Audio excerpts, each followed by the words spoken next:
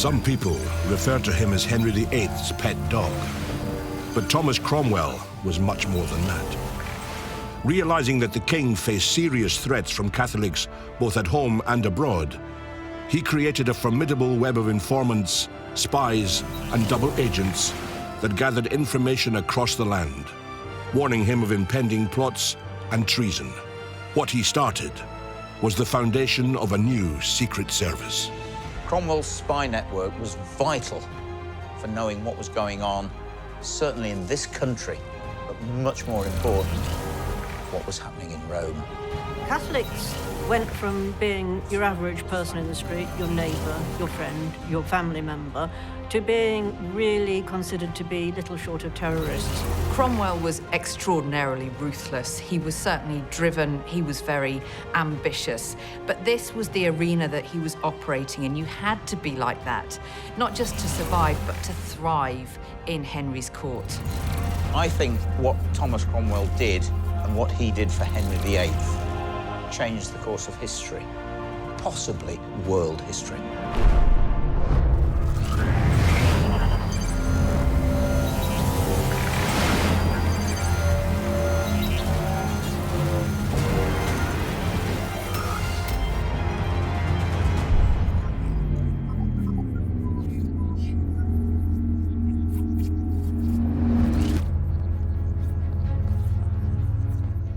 Thomas Cromwell was born in 1485 in southwest London.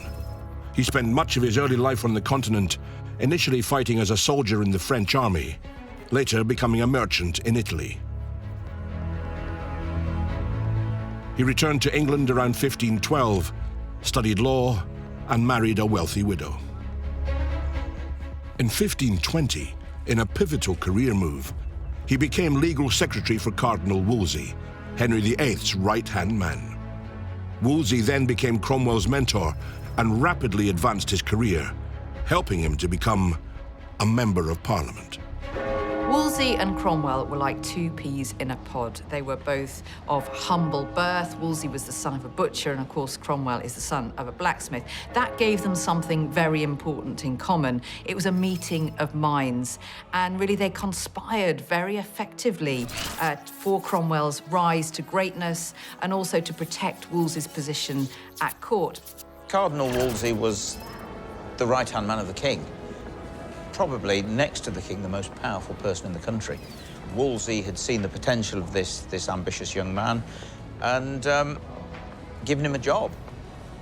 Cromwell, of course, saw the potential of working for this powerful man and also saw the potential of furthering his career.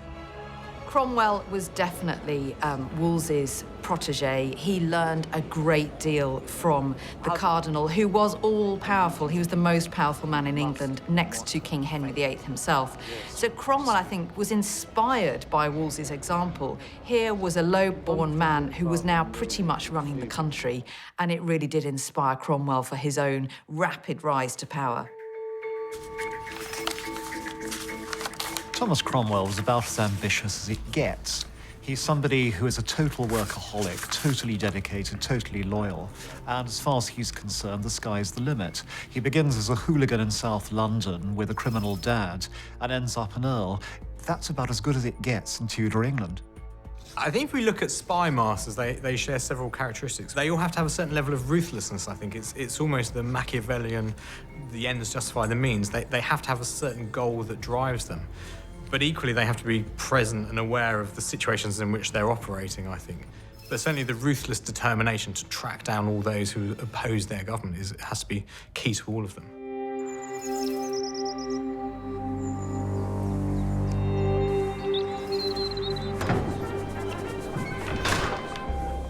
The biggest issue at the time was King Henry's desire to divorce himself from his queen, Catherine of Aragon, the sister of the King of Spain. Henry had long fallen out of love for her, with his affections now focused on a young Anne Boleyn. But Henry had scant grounds for any divorce, not to mention Catherine's popularity with the English people. It was a mess. And the man charged with sorting it out was Cardinal Wolsey, Henry's closest advisor. There's only one issue of the day during the 1520s, and that is the divorce. Henry VIII is desperate to get rid of his first wife, Catherine of Aragon, and to marry Anne Boleyn. And like the spoilt child he is, he instructs his indulgent parent, Wolsey, to go and get it for him. The big issue for anybody in England around 1530 is how the king gets rid of his wife and gets to marry the woman he loves and produce a child by her, a son to inherit his throne. And this is practically impossible because the Pope has decided not to award an annulment for the marriage. Wolsey was a good Catholic, he was a cardinal. He knew that he hadn't got a cat's chance in hell of pulling this divorce off. His problem was he was trying to serve two masters, the King of England and the Pope, and he knew that he'd never manage it. All he could do was try and string it out as long as possible to keep his head. He must have been terrified. Your Majesty, we have been conferring with the papal envoys for months. But I fear that the Holy Father will never give his assent to your divorcing Queen Catherine so that you may marry the Lady Anne. Bastards! I will have my divorce and I will marry Anne. You have failed me, Wolsey. I told you what I wanted and you have failed me!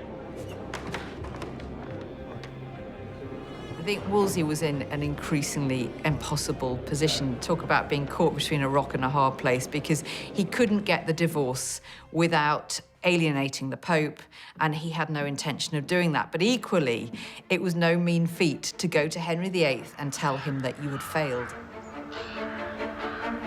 Once it was clear that Wolsey had failed to convince the Pope and his cardinals to grant Henry a divorce, the ambitious and fiercely Protestant Cromwell devised a radical new plan, a plan that he hoped the king would like. Cromwell's problem was exactly the same as Wolsey's, of course. Without the authority of the Pope, Henry couldn't have a divorce. And so Cromwell's plan B was quite simple and very ingenious. Set up your own church. Remove the Pope and put the king as head of the church. And that's what he did. Wolsey's told the king that Rome will neither countenance divorce from Catherine nor marriage to Boleyn. None of it. But what if there was another way? Tell me more. What if there was a new church? A Church of England, with Henry at its head? Break from Rome? Yes.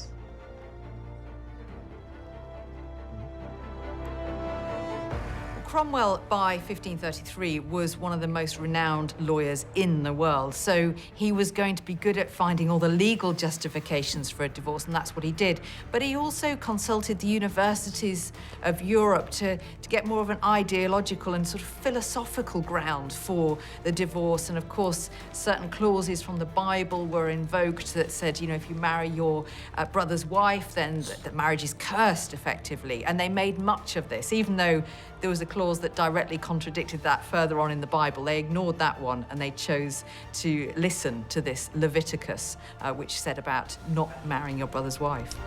It's right here. Leviticus 20:21. If a man shall take his brother's wife, it is an unclean thing. He hath uncovered his brother's nakedness. They shall be childless. And there we have it. It's a great thing we're doing, Cranmer, for king and country.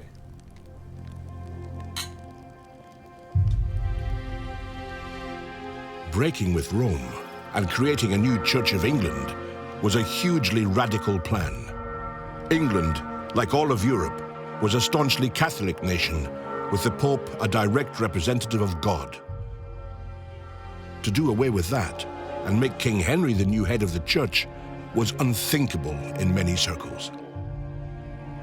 It was such a seismic shift. We were a faithful Roman Catholic country. We had been for centuries. Now suddenly the king, not the Pope, is head of a new Church of England. And it has been identified as one of those moments in history where you can pinpoint the birth of our national identity.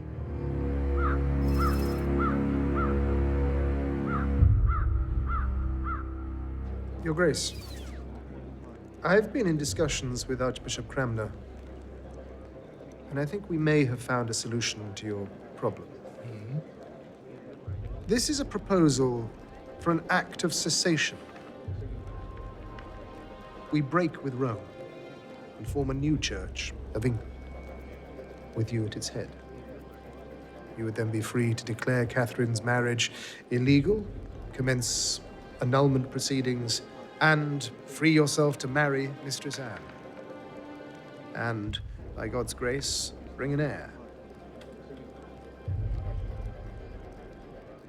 The plan that results in the formation of Henry VIII's Church of England is almost nightmarishly radical. It's the first time in history that a reigning sovereign, a king, has not just quarrelled with a pope, but has decided to take over the national church himself and decree the form of Christianity in his realm. It's a tradition of nobles and proletarians and kind of second-rate heretics to jettison Christianity, but for a sovereign lord of a realm to do it really is news. Basically, Cromwell wanted the whole of England to turn Protestant in a heartbeat, which was great, apart from the fact that what you've got to remember is that in those days, your religion meant everything. And all of a sudden, you've got all these people that are told, by the way, the Pope's no longer the head of the church, the king is, and you've got to obey. People were more frightened of the afterlife, probably, than death. Some just went for it and said, yeah, I accept it, but an awful lot of people didn't. Cromwell was well rewarded for his services. And with Wolsey gone, he was made the new chief minister to the king. His job was simple: assert Henry's new authority over the people of England and get everyone, clergy, nobility, and commoners alike, to submit to the new religion or die. Cromwell knew that the break with Rome was not going to be enough to bring in such a seismic shift in England's religious life, because people were very faithful to the Roman Catholic order, and to turn on a sixpence as they were expected to was probably too much to ask. So Cromwell brought in a whole suite of statutes and laws to reinforce the break with Rome, chief of which was the Oath of Supremacy, whereby Henry VIII's subjects all had to swear to recognise Henry, not the Pope, as the head of the church. They basically make it treason to deny either the legitimacy of the king's new marriage or the legitimacy of the king's control over the church. And those laws, enforced savagely, had the potential to kill an awful lot of people. Within a couple of years, they'd removed the most respected theologian in England, Bishop Fisher, and the most respected humanist scholar, Thomas More. Not signing the Oath of Supremacy was punishable by death, and Cromwell initially was reluctant to take that to its ultimate conclusion. He tried to persuade, he tried to cajole, particularly Thomas More, because it would have been much more persuasive to all of the adherents of the old faith if More had converted. So Cromwell visited him in his cell in the Tower several times, tried to wear him down, but of course More would not sign, and he was executed for it. The first major casualty of Cromwell's religious reforms. Incredibly, an original copy of the document that people were being forced to sign, the Oath of Supremacy, drawn up by Thomas Cromwell in 1534, still survives and is held in the vaults of the National Archives in Kew. One of its curators, Nick Barrett, agreed to unravel it and explain its significance. These would have been compiled as Parliament sat to discuss its business. And so you find a whole range of bits and pieces here relating to the lands of the earls, the sort of things that you'd expect to be discussed. And then hidden in the middle, you get a quite stunning piece of legislation, which in many ways changed the world overnight. This first piece of text is the Act of Supremacy itself, which gives Henry control of the Church of England, establishing him as his own right rather than the Pope. So Rome no longer has a say over the way people in England worship. But the rest of this text is something even more extraordinary. It's the oath of supremacy that people have to swear. They have to now give their allegiance, their bodies and their souls across to the king, rather than to their former master in Rome. This is a major change in the way people would believe. Suddenly, practicing Catholics would be traitors overnight if they didn't swear this oath and conform to Henry's will. This is a major change in the whole fabric of society, contained in these short lines of text. As a historical document for the history of England, this is up there with Magna Carta or Doomsday Book. This frames the terms on which, firstly, the king controls the church, and secondly, the ways people can worship. This dictates their lives. He's already got their bodies, now he's got their souls. This is fundamental stuff. Of course, this was issued in the king's name, but no one was fooled. Everyone knew who lay behind it.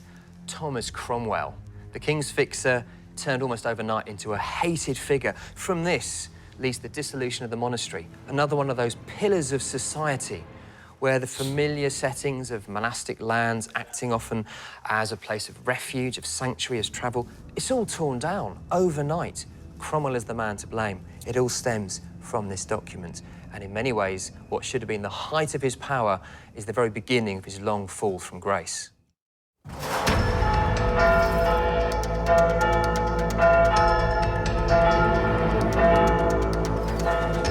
nomine Patris, Filii, et Spiritus Sancti.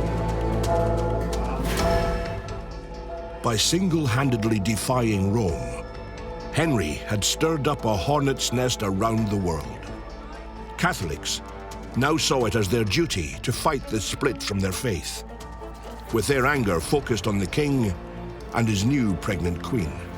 When you add in Cromwell's heavy-handed enforcement of the new religion, you can appreciate just how turbulent Tudor England had become. The break with Rome was the beginning of centuries of religious conflict. It literally divided the country in half. Some people were happy to accept the new reforms, many others were not.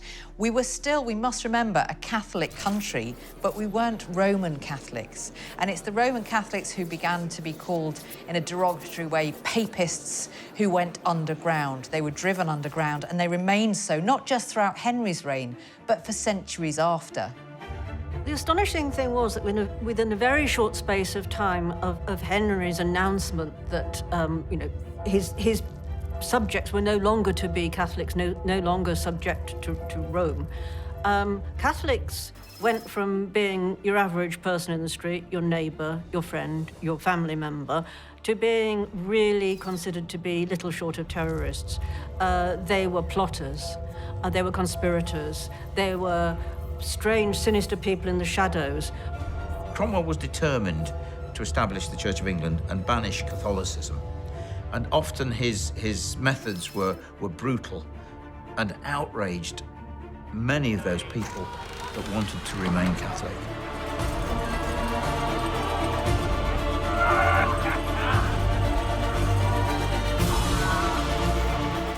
The Pope and his entourage and his followers across Europe absolutely despised what was happening in England. The Pope pretty much sanctioned the execution or the assassination of King Henry himself, and certainly of his evil advisors and the great concubine, as she was known, Anne Boleyn.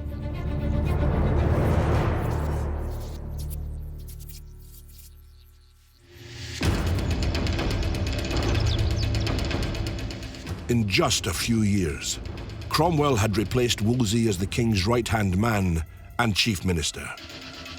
And he wasted no time using his newfound authority, launching a full frontal assault on Catholics in England. He oversaw the dissolution of more than 800 monasteries, with their huge wealth passing directly into the king's coffers. Cromwell was inspired by the break with Rome. For him, it was more than just a political necessity. It fed into his own personal piety, his personal belief in the justice of reform, and he wanted to pursue that. And the dissolution of the monasteries, which really got underway in 1535, gave Cromwell the chance to have a thoroughgoing reform of the Roman Catholic institutions in this country. So he sent his commissioners across the country to inspect the monasteries, and what they reported back was exactly what Cromwell wanted to hear. They were corrupt, they were centres of vice and wealth, and it was all being put to bad uses. So it gave Cromwell the justification he needed to get rid of the monasteries. Open up in the name of the king! Open up! Break it down. He saw the potential of the money that was there, and he and his commissioners went into the monasteries and removed the gold, the silver, the artwork, and it all went into the king's treasury. It was violent and horrible. Monks were just chucked out into the streets, and indeed for a while the ordinary people were forbidden to give them alms, to feed them. So basically a lot of the monks just starved. I mean, it was just horrendous. They had done nothing against the king, but suddenly they were the enemy just by existing. The abbot of Glastonbury Abbey was hanged in his own doorway, and basically a lot of the beautiful buildings were destroyed. It became ever more ruthless, and it did involve, in many cases, the piecemeal destruction, literally brick by brick, of the monasteries. And these beautiful buildings had dominated the English landscape for hundreds of years. So you can imagine the impact that would have had on the local population. I think they mourned the loss of the buildings as well as their charitable functions that undoubtedly they had played. But yes, the dissolution became increasingly violent, and Cromwell's men, his henchmen, if you like, were the subjects of intense hatred across the country.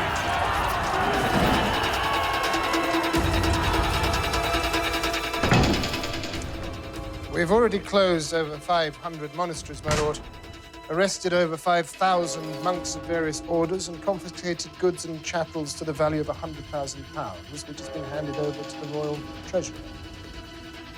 But the people, Cromwell. What about the people? The monasteries and abbeys are corrupt. People rejoice. And how are they taking to the new faith? Some are proving a little more difficult to persuade, but they'll come round to our way of thinking. Very well, Cromwell. You may continue.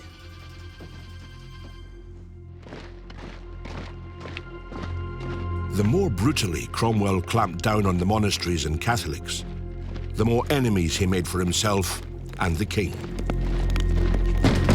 Open the door! In the name of the king, open the door! To counter this dissent, Cromwell built up a large spy network across Europe. With access to unlimited funding from the king's purse, he was able to recruit hundreds of spies and informants who would alert him of traitors and plots against the throne. It was the beginning of an English secret service. Cromwell starts to develop his networks because he wants to know what people are saying on the ground.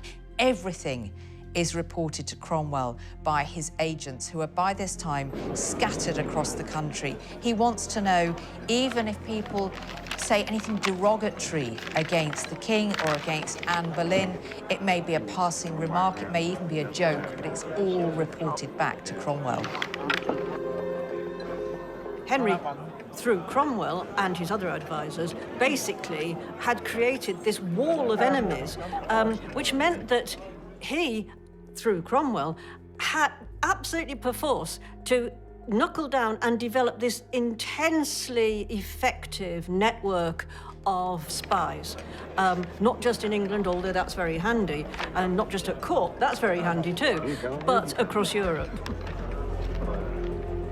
Cromwell is referred to as the most hated man in England. He has enemies everywhere, almost inevitably. They want to bring him down. They despise the fact that he has so much power, particularly as he is not of noble birth. And there is a sense of increasing paranoia by Cromwell. Actually, perhaps paranoia isn't the word, because it's justified a lot of the time. And he starts to step up his spy network, not just in this country, but across the world. Alan Judd is a former English diplomat and intelligence officer who studied Cromwell's network and believes that the key to its success was a chain of spies and agents on the ground, all reporting information directly back to him. Someone has to have hands-on physical access who can then report it. Now, generally, he wouldn't be able to report it directly to you because he's over in Bruges or Paris or wherever it is, and you're here in London. So there's got to be at least one courier, possibly more, who's got to be able to transmit this information safely. Now, that information may also have to be encoded, or it may be quite lengthy, therefore it's got to be written.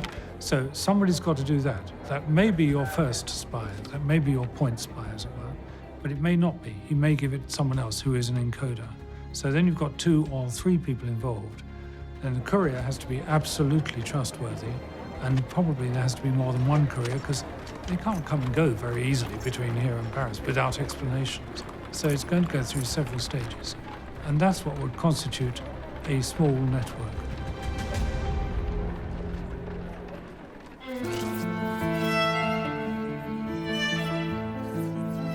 Cromwell knew how important it was to win the hearts and minds of the people, and was one of the first to employ the use of a printing press to disseminate information on a large scale.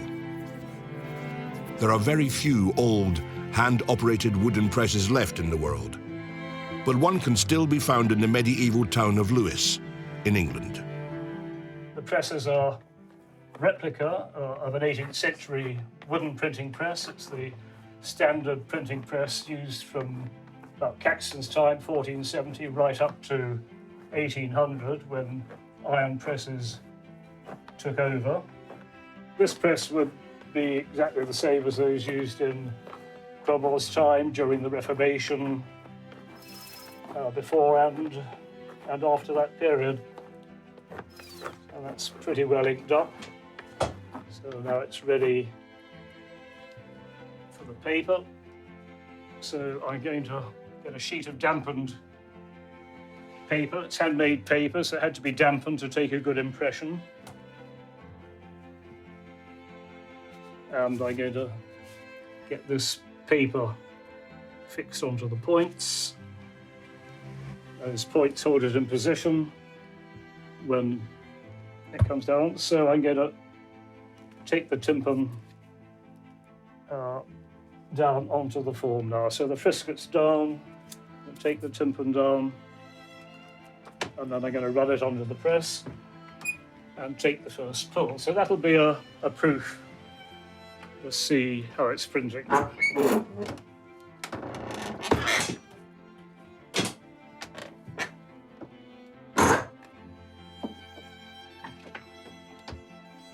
Lift up the tympan.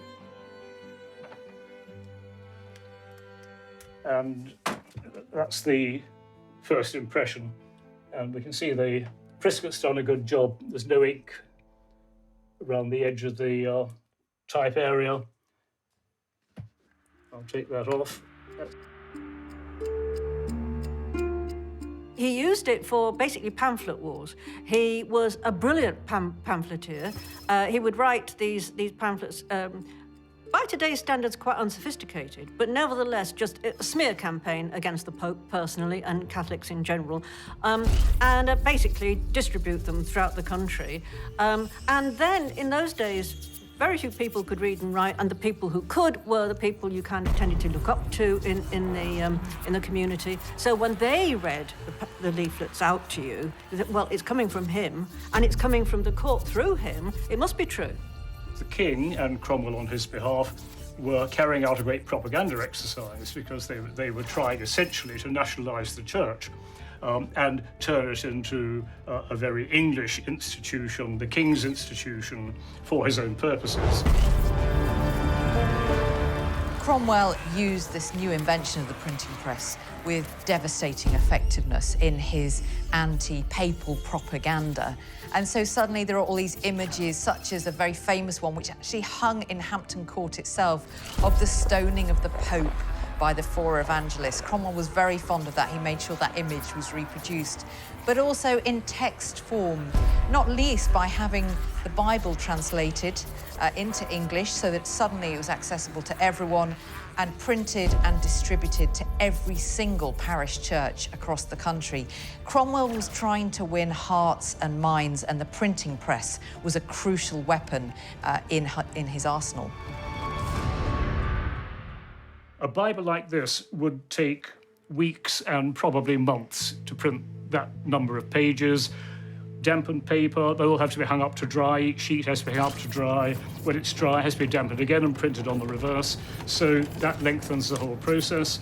And you can imagine the sweat, the noise, the industrial process running through all those weeks and months to produce the number of pages necessary to be then sent to binders, and the end product coming up like this. So a huge job, all done by human labour, human sweat. And of course, we mustn't forget the typesetting as well, where each individual letter has to be set in place in the form.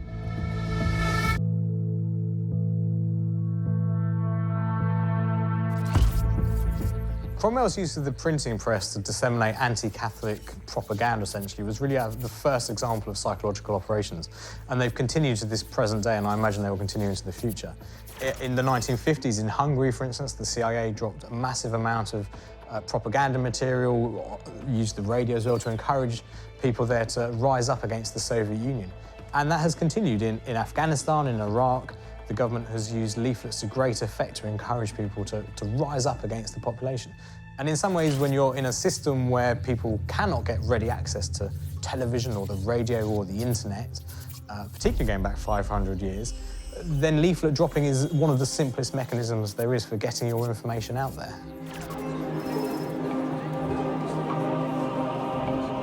The more powerful that Cromwell became, the more enemies he created. This now included Queen Anne Boleyn. She had never trusted him and believed that he was spreading malicious rumors about her among the court. As their relationship rapidly deteriorated, she called for his execution as a traitor. Anne lays down the gauntlet. She says to Cromwell she wants to see his head off his shoulders. They are now in open hostility at court. Cromwell sets about destroying her for good. It's no good just getting a divorce this time. He has to get rid of her permanently, and he derives inspiration from Anne's flirtatious behaviour with her male favourites, and starts quietly gathering evidence from her ladies-in-waiting that she is playing the king false. She is committing adultery with not just one, but 5 men, including her own brother. He is assassinating Anne's character. That's the only way he can see to destroy her for good. And destroy her he did. Seizing on the rumors that she was sleeping around with members of Henry's inner circle, he went a step further and accused her of improper relations with her own brother. To make the charge stick, Cromwell arrested and tortured George Boleyn until he confessed to the incest. It was bloody, it was brutal, and it carried on until Cromwell got the admission he wanted.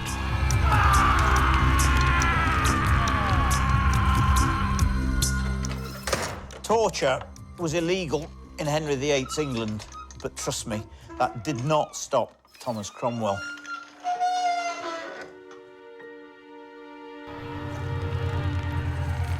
First stage, you'd be locked in a cell in solitary. A cell like this one, sometimes for months, to contemplate what was going to happen to you next.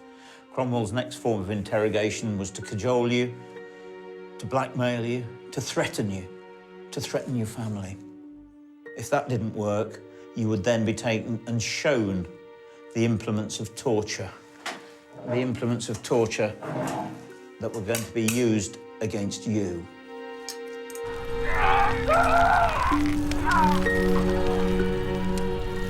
if that didn't work, your hands would be tied with a rope, you'd be hoisted on a pulley up to the ceiling. Then they would put very heavy weights round your legs and leave you dangling for anything up to 6 hours. One guy, unfortunately, had a rupture, and they put a metal collar around his waist as his intestines burst from his stomach. He never did confess.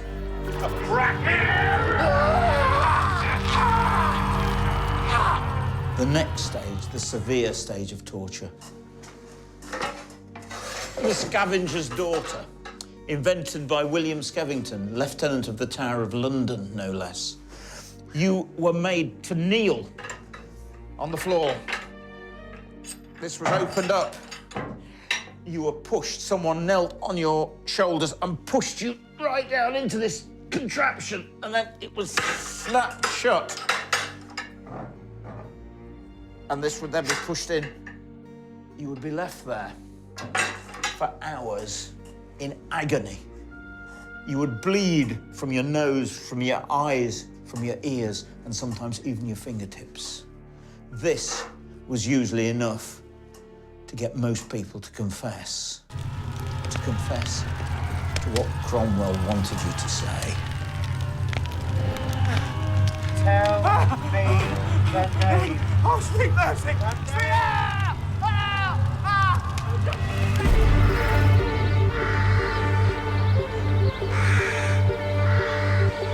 Having gone through 3 wives already, Henry was now looking for someone who would give him the one thing he craved, a male heir. And Cromwell believed he had the perfect solution. A German princess called Anne of Cleves. She was young, rich, and Protestant, and he eagerly talked her up to the king.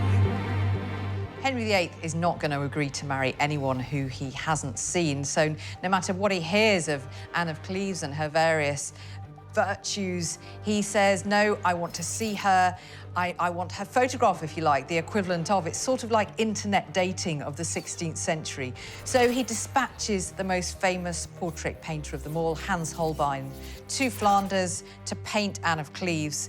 Now, Holbein, I think, has been briefed by Cromwell because the portrait he sends back is rather flattering of Anne. Henry is delighted, immediately agrees to the wedding, and the contract is signed. There was Cromwell buttering up the king, saying, look, we've got her portrait. Isn't she beautiful?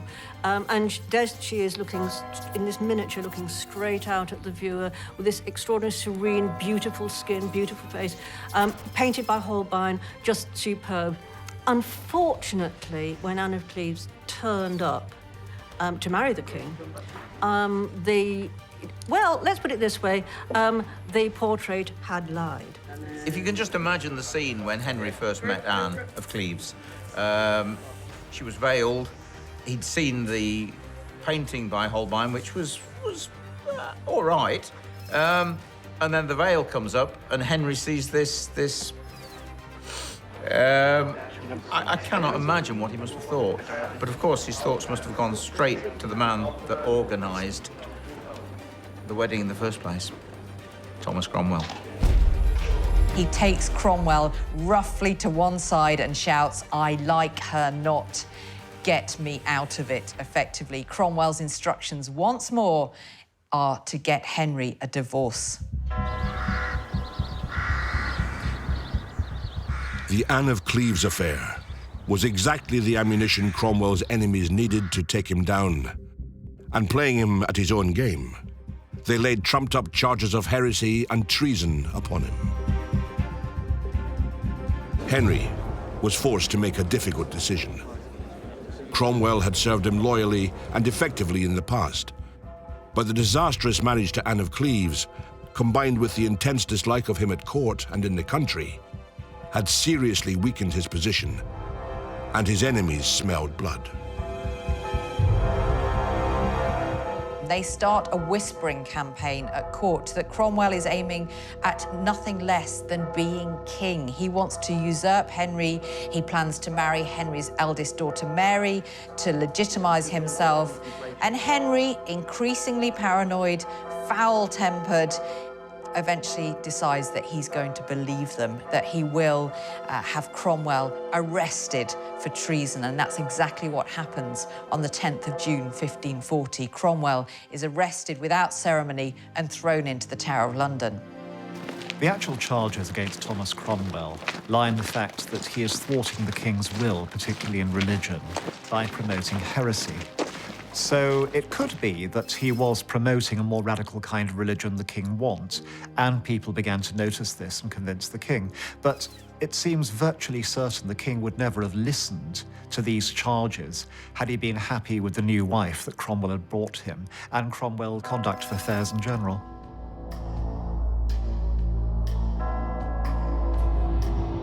In the end, Cromwell wrote a passionate letter to the king asking for clemency. But it fell on deaf ears. Prostrate at your majesty's feet, I have heard your pleasure that I should write concerning my miserable state. And where I have been accused of treason, I have never in all my life thought to displeasure your majesty, and ask your mercy where I have offended, that I have committed my soul to God and my body and my goods to your majesty. I write this with quaking hands and most sorrowful heart, your most humble and sorrowful servant and prisoner, this Saturday at your tower, Thomas Cromwell. But his entreaties to the king went unanswered, and Thomas Cromwell was convicted of treason and beheaded in July 1540.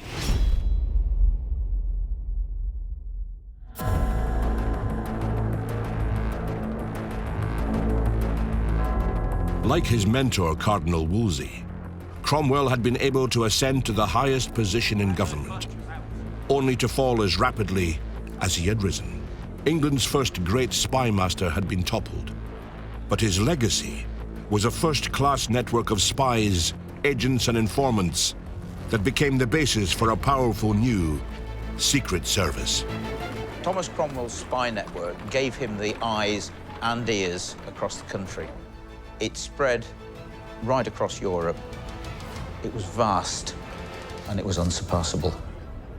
Cromwell was pretty much a one-off.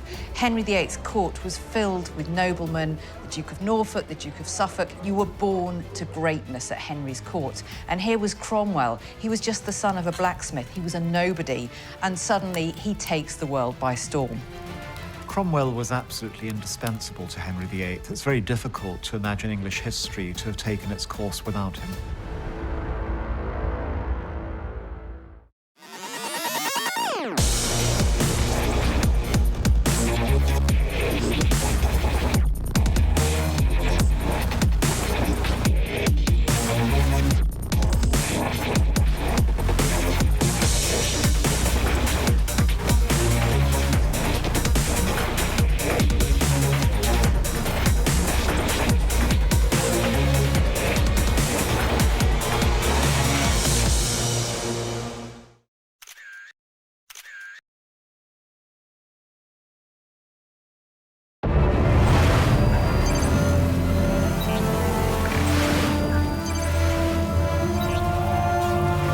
Queen Elizabeth I reigned in turbulent times, and her right-hand man and chief minister, Francis Walsingham, had one mission: to keep her alive. Facing plots to replace or kill the Protestant queen, Walsingham built up a complex network of spies and informants across England and Europe to provide him with vital intelligence. His use of ciphers, coded documents, and invisible ink was legendary. He was, as some described him, a master of deception and one of the greatest spy masters of all time. Walsingham used every trick in the book and invented some new ones. Invisible ink, double agents, codes, ciphers. He wanted to know what was going on, by whom, and where. He was prepared to use double agents, he was prepared to use torture, interrogations, threats, all in aid of what he saw was the future and success of England and the continuation of the Protestant Church. Walsingham's great contribution to the history of espionage was the development of incredibly sophisticated ciphers. This was an age before computers, and yet it's astonishing to look at the ciphers that he created. And his mind must have been like a steel trap. It was extraordinary. Quite simply, Francis Walsingham was the best spy master that this country's ever had.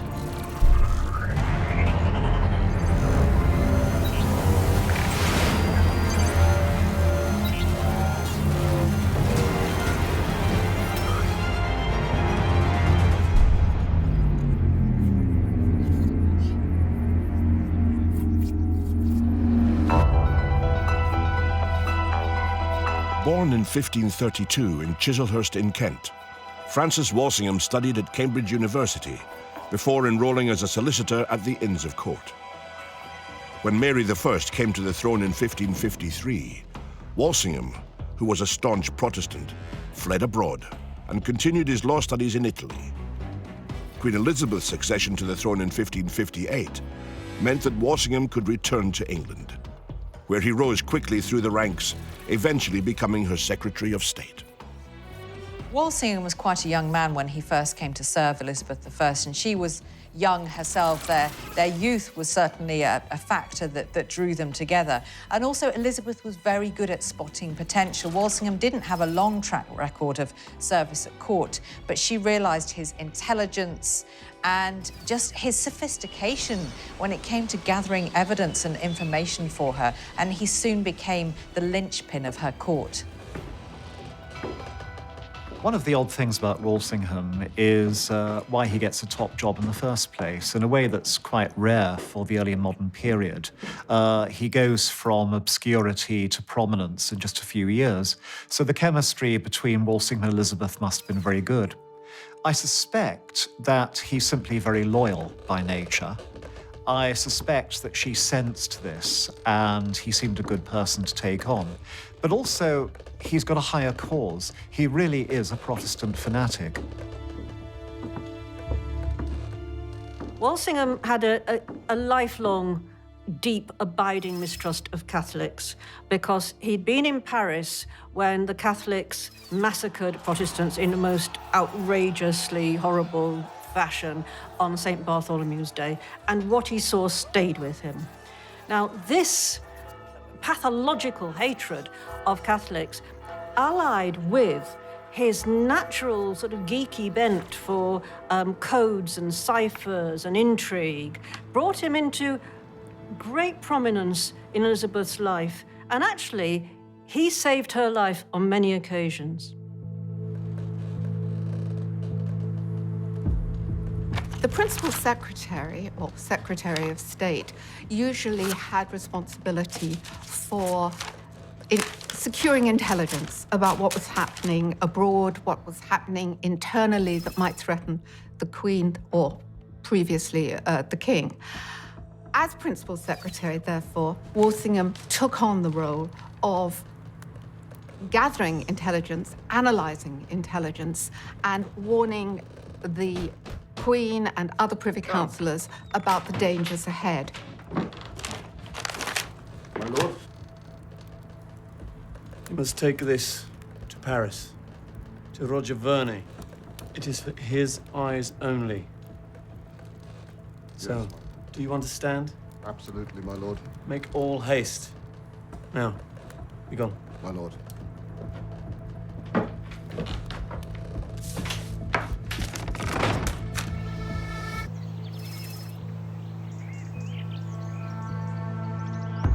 Queen Elizabeth's youth, and above all, her faith, made her a widely unpopular figure for Catholics in England, Scotland, and abroad. Talk of her being assassinated was widespread, making her closest supporters and advisors fiercely protective of their young queen. The young Queen Elizabeth was under the most intense pressure and threat from the whole of Roman Catholic Europe. even though she herself had tried to find a middle way in religion, famously declaring that she did not wish to make windows into men's souls, she was seen as the enemy of the Catholic faith, and the Pope himself had not only sanctioned but encouraged her assassination by excommunicating herself and by saying that whoever killed her would be blessed in heaven. So the threat was incredibly real. It was always present, not just in the early years, but throughout her reign. The threats against Elizabeth are very real indeed. This is the golden age of assassinations of royals. 2 kings of France in succession, 1 leader of the Netherlands go down. There are a whole series of plots against Elizabeth, and although they all failed, remember only one has to succeed. A Catholic assassin actually got into her presence with a knife concealed, and he just lost his nerve. If that guy had been made of the stuff that martyrs are, Elizabeth would be dead. On one occasion, a man shot at her with a bow and arrow as she was in her barge. It was terrifying. He had come very, very close to ending the Queen's life, and there were many other such examples. So she lived in fear, but she was incredibly brave. It's a real illustration of just how brave, because she was determined to always show herself to her people. She was always on progress around the country. She liked the great court pageants. She wasn't going to hide away.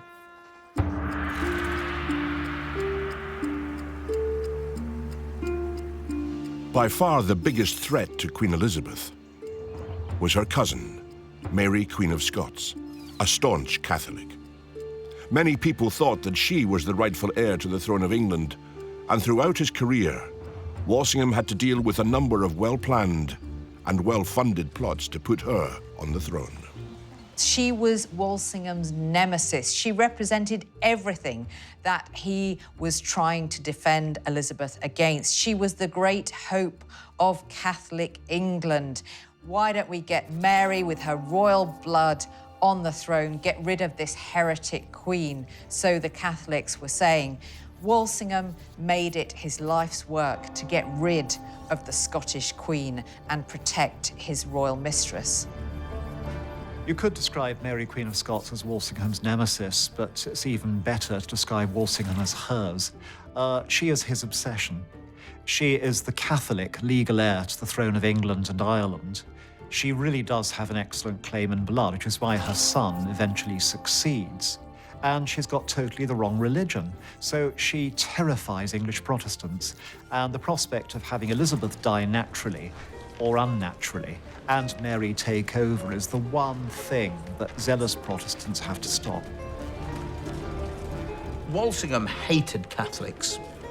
Mary, Queen of Scots, was a Catholic.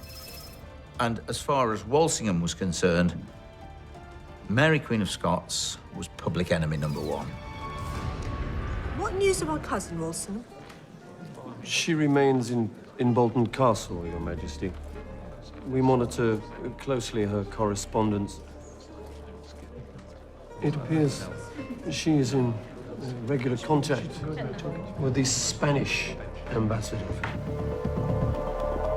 The very real and constant threat from Mary meant that Walsingham had her confined under house arrest in a number of stately homes, castles, and manor houses across England, where she had the illusion of privacy. But in reality, her movements and contacts were carefully monitored. Walsingham was spying on Mary, Queen of Scots, more than anybody else in the world. She was the main threat. And he had his double agents in the castles where she was being imprisoned. He was intercepting her letters. He had people at her court, because obviously she was the Queen of Scots and had been the Queen of France. She held her own court, even in prison. And he was infiltrating all of these groups. He knew everything that Mary, Queen of Scots, was doing and plotting. Mary, Queen of Scots, may have been under the impression that she had her own private household. There was, in fact, no such thing as privacy for her. As her imprisonment went on, Walsingham placed more and more spies among her household ladies who were reporting back her every word, almost her every thought. They were asking her opinion, drawing information out of her. And Mary seems to have been unsuspecting for much of that time. She didn't realise that everything she did was being reported straight back to the great spy master. Most important of all was that one of her messengers, one of her couriers, had been suborned by Walsingham, and so that all the messages that she was smuggling out to the French ambassador's house were actually being opened, read, deciphered, and then replaced after copies had been made, so that Walsingham knew exactly what she was writing in terms of her correspondence. So Mary was spied upon very, very closely, but at the same time, she was cut off for the most part for many years from the outside world. So it was about isolating her and monitoring her, and they did that very successfully right to the end of her life.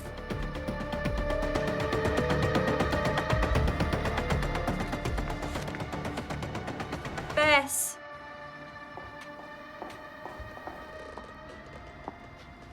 Take this personally to Norfolk and no other. Yes, madam.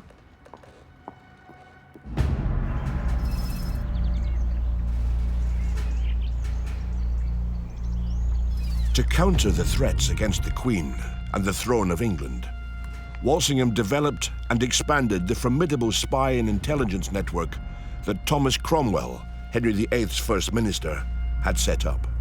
But his agents were more than just paid informants.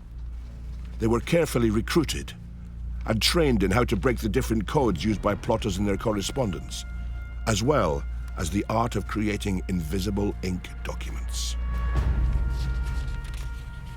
Tell me, Ciphers, what do you see in this document? It's a Roman code, my lord. The Banijay cipher, I believe. Well done. It is indeed. Oh. How does it work? In the manner of a knight in chess, my lord. 2 letters down and 1 across. Excellent, More. The cipher is revealed. Decoding is one of the great skills of the age. Breaking ciphers is a particular art which people learn and which they apply in government service. It's really very difficult because ciphers are supposed to be good. They aren't just symbols instead of words. They actually rearrange the orders of sentences and put in gobbledygook at times. So what you need is somebody who has this sort of Times crossword solving mentality, but simply loves a challenge like that. And Walsingham finds the perfect guy, Thomas Phillips, who remains his private secretary and is just an ace codebreaker. Walsingham and his number 2, Phillips, were particularly good at coding and decoding, and they recognized the importance of it. They used it a great deal themselves. They really specialized in it, and they had to do that because you can't send your message in plain handwriting if it might be uncovered accidentally. So various means were used. There was secret ink, there was concealment. You know, they're 2 slightly different things. And there was, what we've now come to call cryptology, too, although that developed much more a bit later. What does this document say?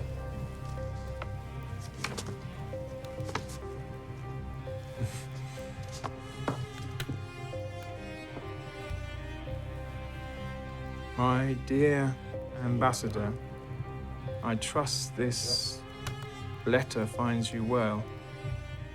Everything that Walsingham did, all the paid spies and the torture and the blackmail and moving spies around and playing them off against each other, came down to information. He wanted information so that he knew what was going to happen. He wasn't so concerned with what had already happened. He wanted to know what was going to happen in order to be several steps ahead of the game to protect Elizabeth, to protect the country. And he wanted to protect Protestantism in England because he was fanatically anti-Catholic. The time has come, my friend, to awaken the sleeping dogs and release them on the... Heathen bitch. Heathen bitch. Invisible ink, one of the most important tools of our craft.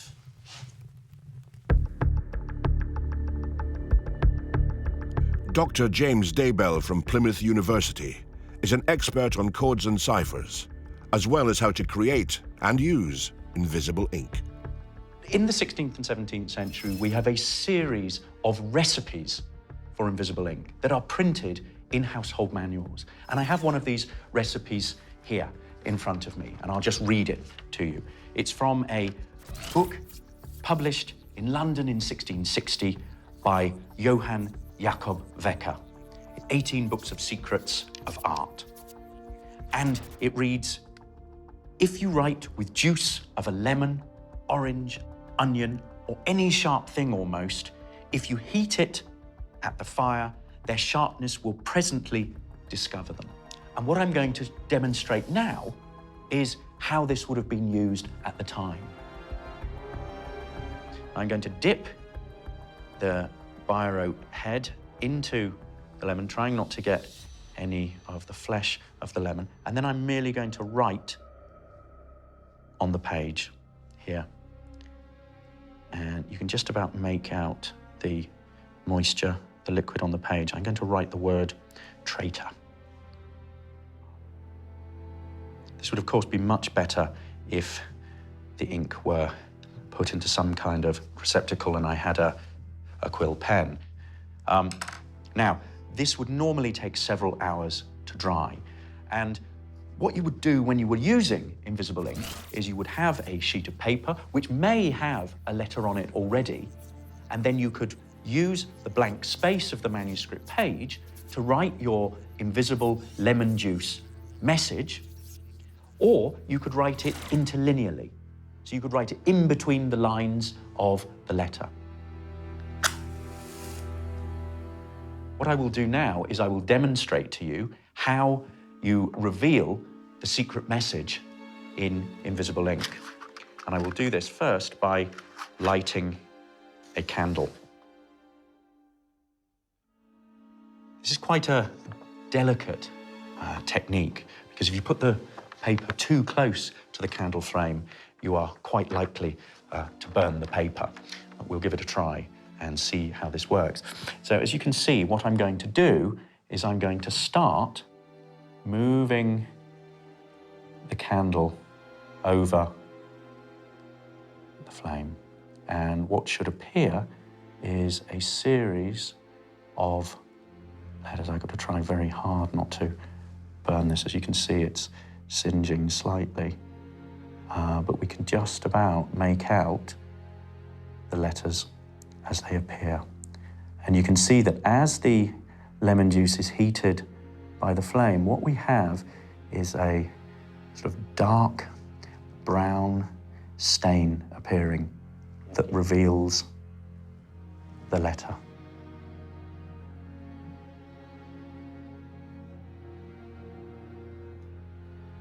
And there we are. We have the final reveal.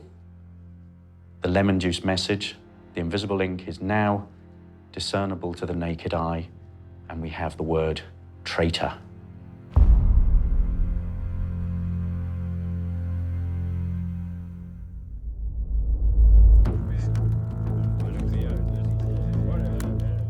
Walsingham's spy network was made up of a vast web of informants and agents that stretched right across Europe. This allowed him to trace lines of communication between Catholics both in England and abroad, and keep track of any plots. Walsingham even established a spy school to provide formal training for recruits. It was incredibly pervasive and sophisticated. He developed new methods of gathering information. He had spies everywhere, not just in his own kingdom, but across Europe. There are two different types of people who tend to become Walsingham's agents. One is just a ne'er-do-well who likes living dangerously, enjoys cheating on people, and basically doesn't want regular work. He wants short-term, exciting, skullduggery work. The other and more useful type of agent is a reluctant Roman Catholic. That is somebody who actually wanted to serve the Catholic cause against Elizabeth's government, has been caught by Walsingham and offered his life and freedom in exchange for changing sides. And because these people know that they're going to suffer a horrible death if they don't produce the goods, they produce them very well. The big difference between the world of Sir Francis Walsingham and the world of James Bond is that people like Bond are highly professional, well-trained permanent agents. And basically, Walsingham's agents are either turncoats or the scum of the earth who are looking for a quick pound by dirty means.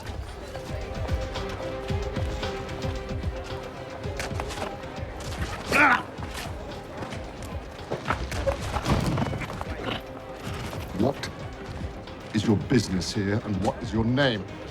Many people believe that Walsingham was the founding father of the modern spy and espionage networks that are still in operation around the world today. Alan Judd is a career diplomat and intelligence specialist who studied Walsingham's career in detail. According to one estimate, Walsingham had about 59 agents, spies in Europe at one time. There may have been others we don't know about, but many of those would have been couriers. Some of them would have been the people who actually had the physical access to the information. Others would have been people who had to go and pay people, because pay was very important. It cost quite a lot of money to do that. You might be getting your information by bribing someone at the court in Paris, who might be quite loyal, except that he's corruptible. And that's going to cost quite a lot of money, rather more than you're paying your courier, probably.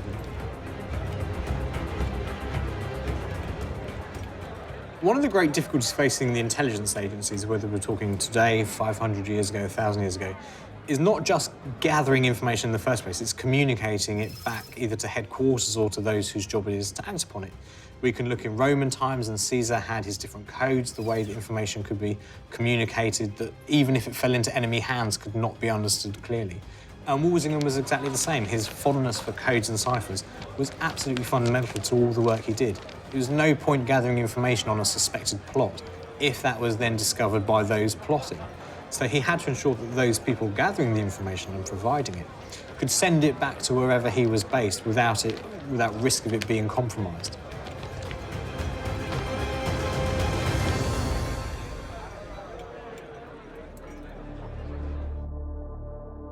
Professor James Daybell from Plymouth University has analysed one of the actual ciphers used by Mary Queen of Scots in her secret correspondence.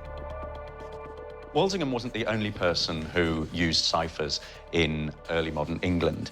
His arch nemesis, Mary Queen of Scots, also had a very complicated cipher system that she used. And in fact, her cipher secretary would encrypt her correspondence with her conspirators who were trying to place her on the throne. And what we have here is an example of the cipher alphabet that was probably captured by Walsingham and used as evidence during Mary's trial, and also used to decode the letters that she was sending to the conspirators who were trying to put her on the throne.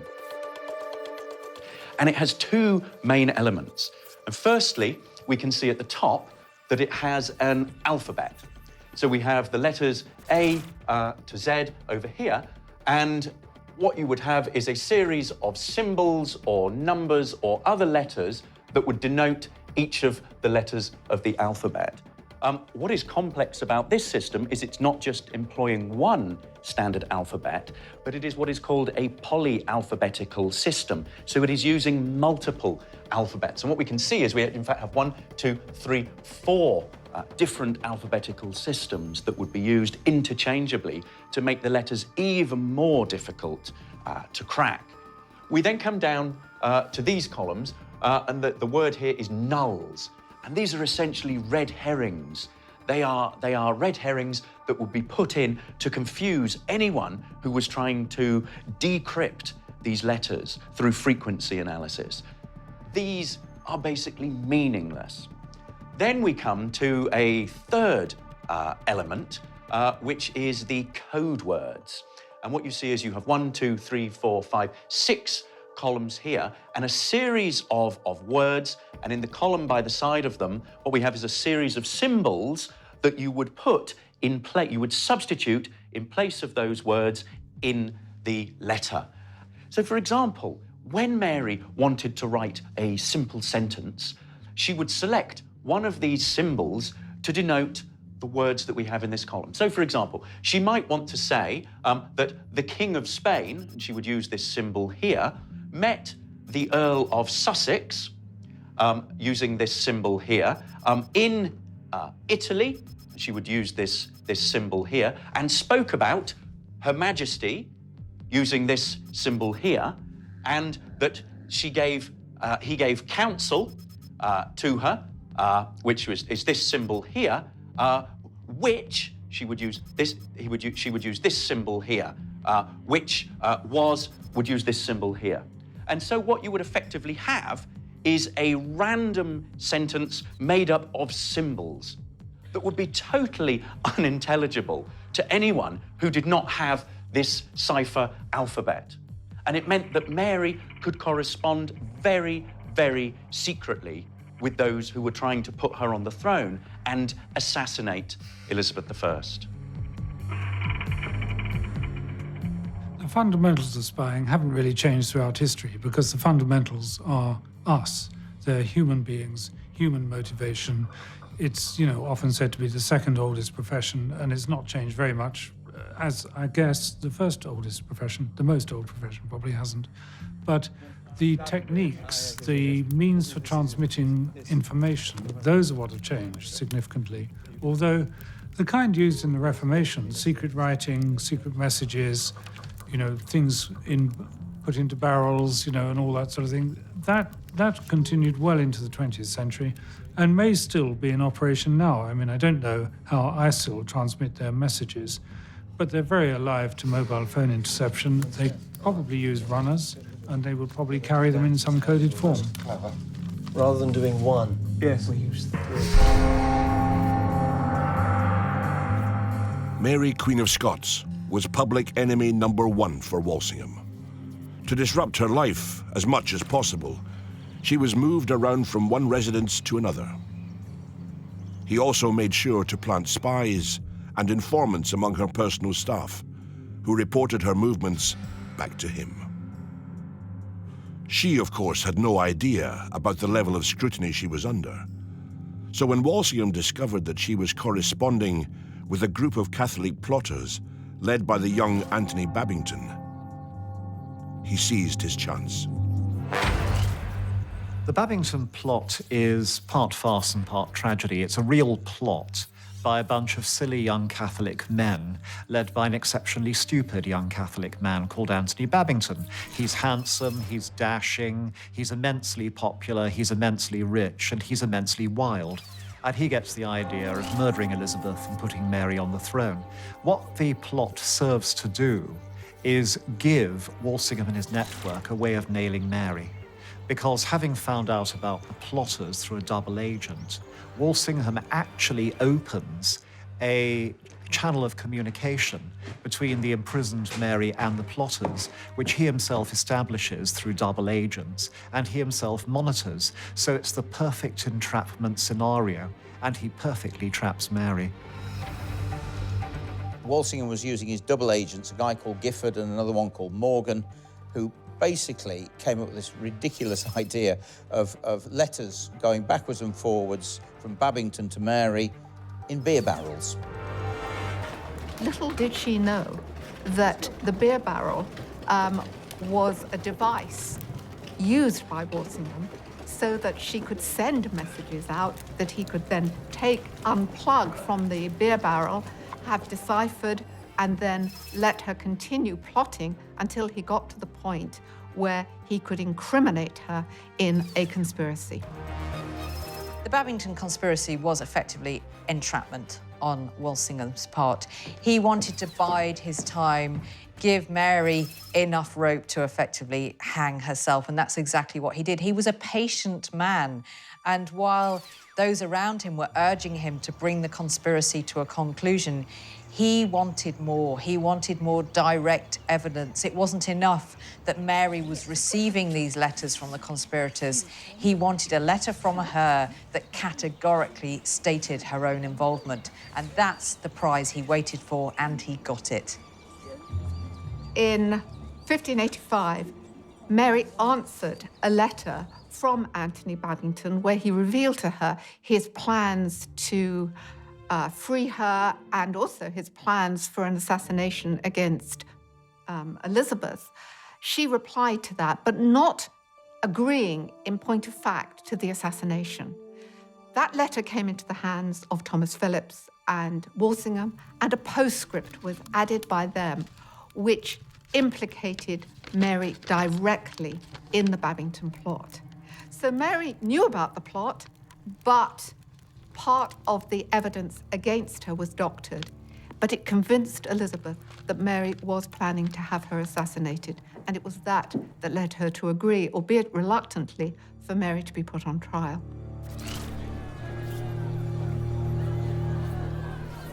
This is a document from the National Archives that we know as the Babington cipher.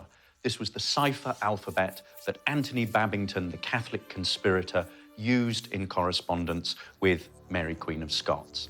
And you can see here these various sort of squiggles or symbols that denote various words have been decrypted. And we assume that this is the hand of Thomas Phillips, the master Elizabethan cryptographer working in the service of Walsingham. We can see down at the bottom that it has been signed by Anthony Babington. And what is telling is that it appears from this sentence here that Babington has confessed about this cipher, perhaps under duress, perhaps under torture. And it says, "This last is the alphabet by which only I have written unto the Queen of Scots or received letters from her." And he signs it here, Anthony Babington.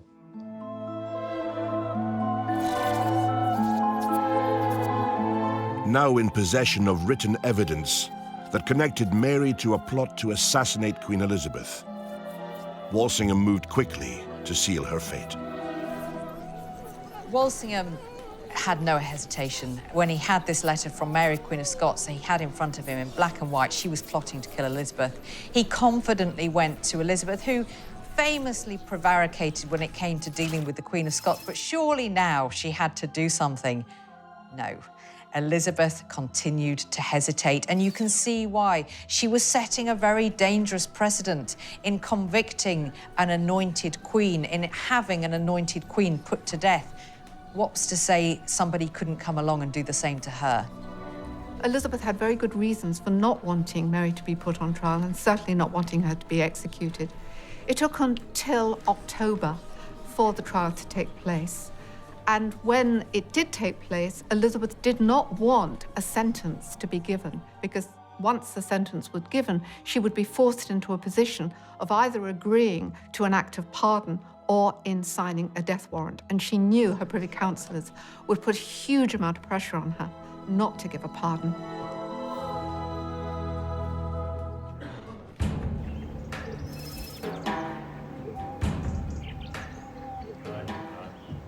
The Queen refuses to sign her death warrant. The longer she lives, the greater the threat. Then we must act for her, on her behalf, in her own interests. Gentlemen, I have here a document that will see an end to all this. It already has 4 signatures. I need but 2 more. Edmund.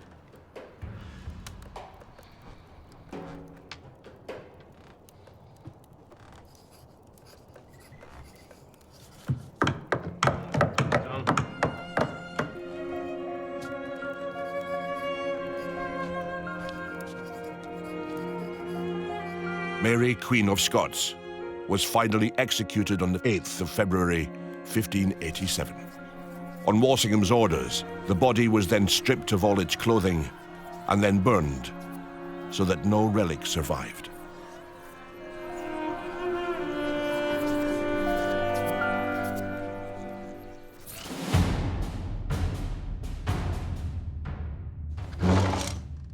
It's February the 8th, 1587. The Catholic Mary Queen of Scots walks down the staircase of Fotheringay Castle into the Great Hall. Waiting for her is a block, a basket, and an executioner.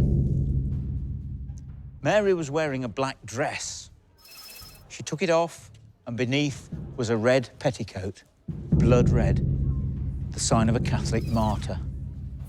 Then one of her maids placed a white handkerchief around her face, and she knelt down and placed her neck on the block. Then the executioner, Simon Bull, took up his axe and made the first blow to take off her head, and it bit into the back of her head. The crowd was absolutely horrified, and Mary turned her head towards the executioner and uttered the words, "Sweet Jesus." She then placed her neck back on the block, and Simon Bull took the second blow, which still didn't sever the neck. And the head was hanging from the last sinews of her neck down the block when Simon Bull took his pocket knife out, grabbed hold of the head and cut the last sinews of Mary's neck, and the head dropped into the basket. It was then customary for the executioner to take the head out of the basket and hold it aloft in front of the crowd as the Dean of Peterborough shouted the words, "So perish all enemies of Queen Elizabeth." The execution of Mary, Queen of Scots, was not as one might have hoped for an anointed queen. It took several blows of the axe to sever her head, and then when the executioner held her head aloft, he held it by the hair, which was in fact a wig, and the head dropped away. It was almost farcical had it not been so gruesome. Elizabeth was full of remorse at the death of her cousin and the killing of a queen. She blamed Walsingham for forcing her to do it, and he fell out of favour because of it. How true was all that? Was she really full of remorse? Or was that an act? And was she really saying, "Thank goodness we've got rid of this troublesome woman"?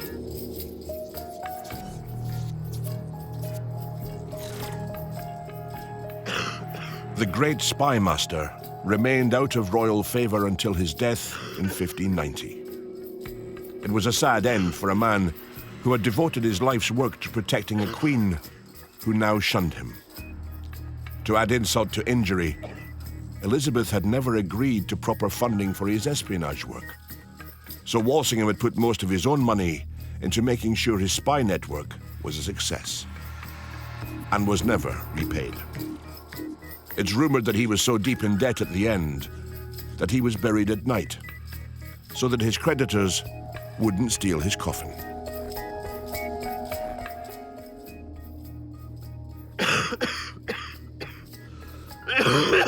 The man that saved the life of the Queen, kept her on the throne for the best part of 60 years, defeated all of the Catholic plots to assassinate her and invade England. Nearly bankrupt because of the fact that no one paid for the spy network apart from him. She never came to see him. She didn't treat him well.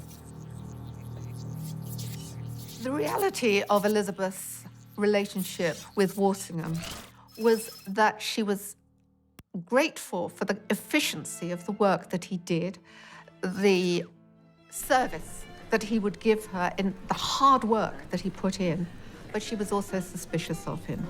She believed that he was too Protestant for her good, and that sometimes his loyalties went beyond his loyalty to her as a monarch and went to Protestants who were overseas and to the Protestant church in general in a way that she didn't fully approve of. Certainly, the whole controversy around the signing of the death warrant of Mary, Queen of Scots had an incredibly negative effect on Elizabeth's relationship with Walsingham. I think there's a sense of disillusionment on Walsingham's part. He had served her utterly faithfully all this time, but the way in which she dealt with the whole affair and tried to distance herself from it, I think, did lose some respect by Walsingham. Their relationship did recover ultimately, but by then he was a dying man. Walsingham had inherited an embryonic spy network from Thomas Cromwell, which he greatly enlarged and expanded, finally building one of the largest intelligence operations in the world. It was the foundation for today's British Secret Service. But without doubt, his greatest legacy was the length and success of Queen Elizabeth's reign. At the time, no one thought she would survive for more than a few years. But in the end, she spent over 4 decades on the throne, in a period now known as the Golden Age. I think there can be no doubt whatsoever that Walsingham saved Elizabeth's life. I think without him and without his spy network, she would have died much sooner, and it would not have been a natural death. She would have been assassinated. She owed her life to Francis Walsingham.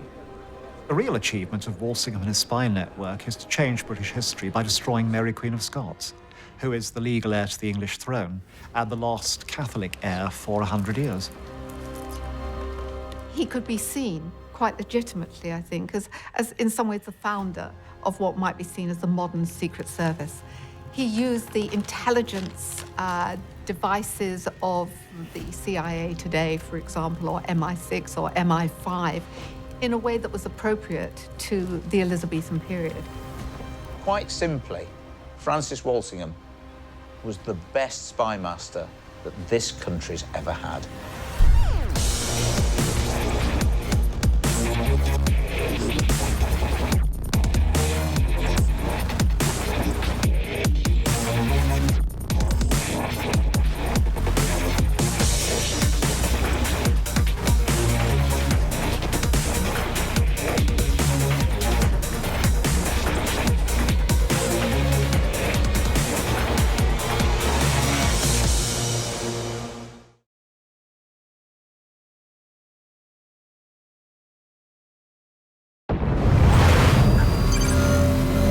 Cardinal Richelieu was a ruthlessly ambitious man who created an unrivaled intelligence network to protect King Louis XIII of France. A passionate Catholic, Richelieu mistrusted the Protestant Huguenots who were plotting to overthrow the king, and he established an extraordinary network of spies, informers, and double agents to counter the threats from within the French court itself. He rose to become the most powerful and feared man in France. Cardinal Richelieu grew up in the church, but his real passion was politics, political intrigue, and espionage. Cardinal Richelieu was probably one of the greatest spy masters ever. He had a passionate devotion to king and country and a Machiavellian mind that was ruthless in getting what it wanted. I think Richelieu was very neurotic and unpopular. Nobody really liked him. The moment he died, there was a sigh of relief throughout France. I think that Cardinal Richelieu used his crimson robes as a cloth of convenience. Yes, he was a man of the church, but deep down, he was nothing more than a ruthless politician and spy master.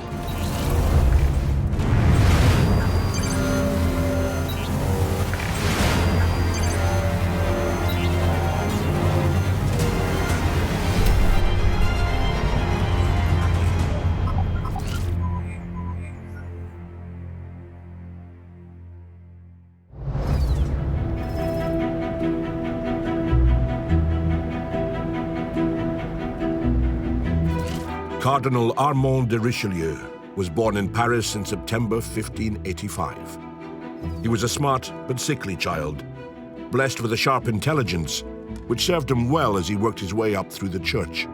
until eventually in 1622, Pope Gregory appointed him a cardinal. But serving the monarchy, not God, was his real calling. And thanks to Marie de Medici, the Queen Mother and regent to young King Louis, he was appointed to the royal court. It was a remarkable rise to power, given that he was not quite 40 years old. Very rapidly, he rose through the ranks and became the king's chief minister. He undertook that role for 18 years, basically to his death. And he gave the king what the king wanted. The king, at the time, Louis XIII, had come to reign, but he was very, very young. And so, in his stead, ruling as regent was Maria de Medici, his mother. And she led a very corrupt government. Everybody was in it for themselves. Everybody was in it for the money. And there was a lot of backstabbing going on, quite literal backstabbing going on. Now, Richelieu was very, very good at politics. So he was very good at intervening between particular warring factors. And because of it, each time just sort of took another step up the ladder to promotion and ended up being an extremely useful asset to the royal family. Although Richelieu was a cardinal, at heart he had the idea that he must fight for everything, and political intrigue just came second nature to him. So it's hard to unravel where the cardinal ended and the political intrigue began, but I think the overlap was total.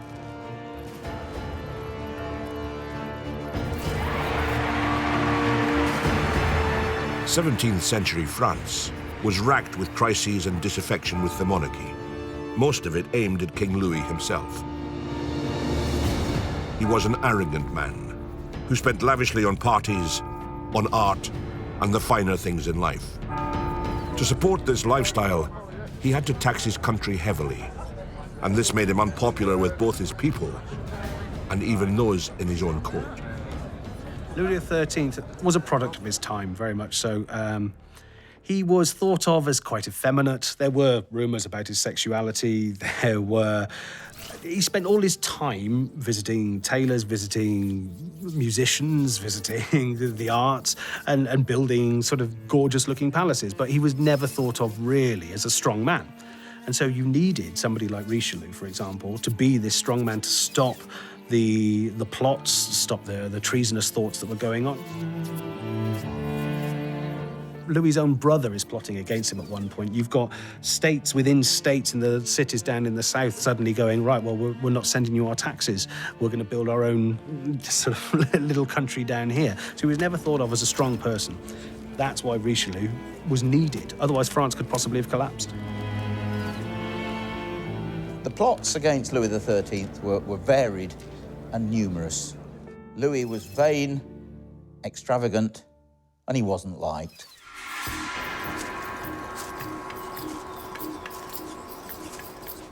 The man who dedicated his life to protecting this unpopular king and the continuation of the French monarchy was Cardinal Richelieu. Richelieu was totally dedicated to the king.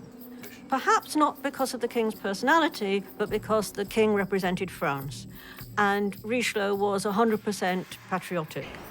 France was why he lived, why he worked.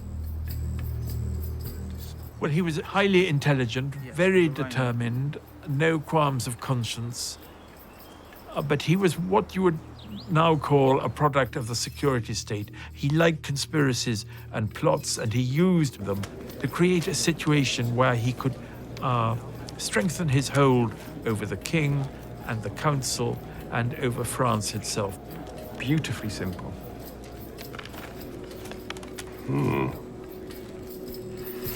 One of the greatest threats against the king was from the Huguenots, a fiercely Protestant sect who controlled some of the major cities in central and southern France, and who were bitterly opposed to the Catholic monarchy and all it stood for. As a result, Richelieu came down hard on them, essentially seeing them as a terrorist organization. The Huguenots were a Protestant minority in a Catholic country. They were abused, tortured, executed, slaughtered by the Catholics. They hated the idea of Louis XIII having what was called the divine right of kings, which led to all of the debauchery within his court. And basically, they took every opportunity to disrupt, protest, and eventually plot to kill the king. The Huguenots were mostly sort of in the southern areas of France, in central France, and they were Protestants. They came out of the wars of religion within France, and they didn't like the king. The king's Catholic. He comes from a Catholic background, and they're trying to break away from that, almost creating a state within a state by sort of bricking up the city and just saying, we're not letting anybody from royalty within it. Richelieu hated this, obviously, because he couldn't get his foot through that door, and he wanted his spies in there. He wanted to control everything. And it's impossible for the king to be the top of the pyramid, controlling everything below it, if bits of the pyramid keep breaking off and saying, we're not in your gang anymore. And so to him, he needed to get rid of the Huguenots. He needed to get rid of the Protestants. He needed to consolidate all power within France within one political and religious system. The Huguenots were the biggest Protestant movement within France, and France, of course, was Catholic, and, of course, Richelieu was a Catholic cardinal, and they did, potentially anyway, represent a huge threat to the king. Not perhaps for obvious reasons, not because of their religion per se, but because they represented a political threat. Because they were effectively trying to establish a republic, their own republic, obviously, within a monarchy. And, of course, that could not be allowed to happen.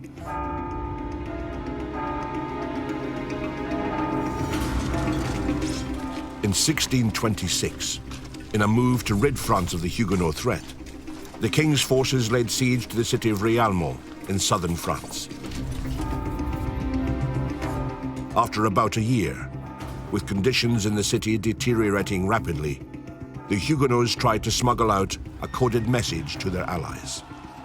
This was intercepted by the king's men, who gave it to a local man called Antoine Rossignol, who was known, he was a mathematician, he was known for his expertise with codes and code breaking.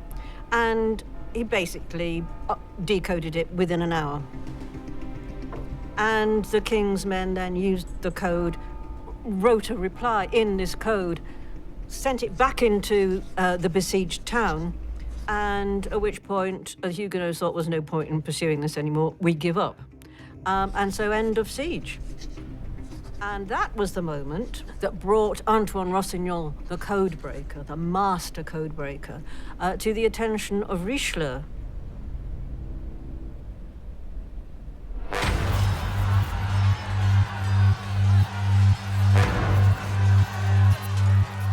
Bolstered by the crushing of the Huguenot siege, and aware of the vast and powerful intelligence network that had been built up in England under successive spy masters, Richelieu set about creating a worthy equal. He recruited dozens of highly skilled, literate and numerate agents who fanned out across France to detect all manner of threats, plots and treasonous activities. Like their contemporaries in England, they were trained to become experts in codes and ciphers, in the use of invisible ink, as well as interrogation methods and eavesdropping. Cardinal Richelieu obviously had an absolute natural talent for intrigue, for spying, for running spies, for having his ear to the ground, and for dealing ruthlessly with those who basically opposed his interests, which were also the interests of France, which is the way he saw it. He had spies all over France. He had people intercepting couriers. When he realized through his spies among her ladies in waiting that the Queen herself was writing to her brother when France and Spain were at war, he sent the Chancellor of France actually to search in her body, in her dress, in her bosom for these letters which she'd hidden there. And he would stop at nothing.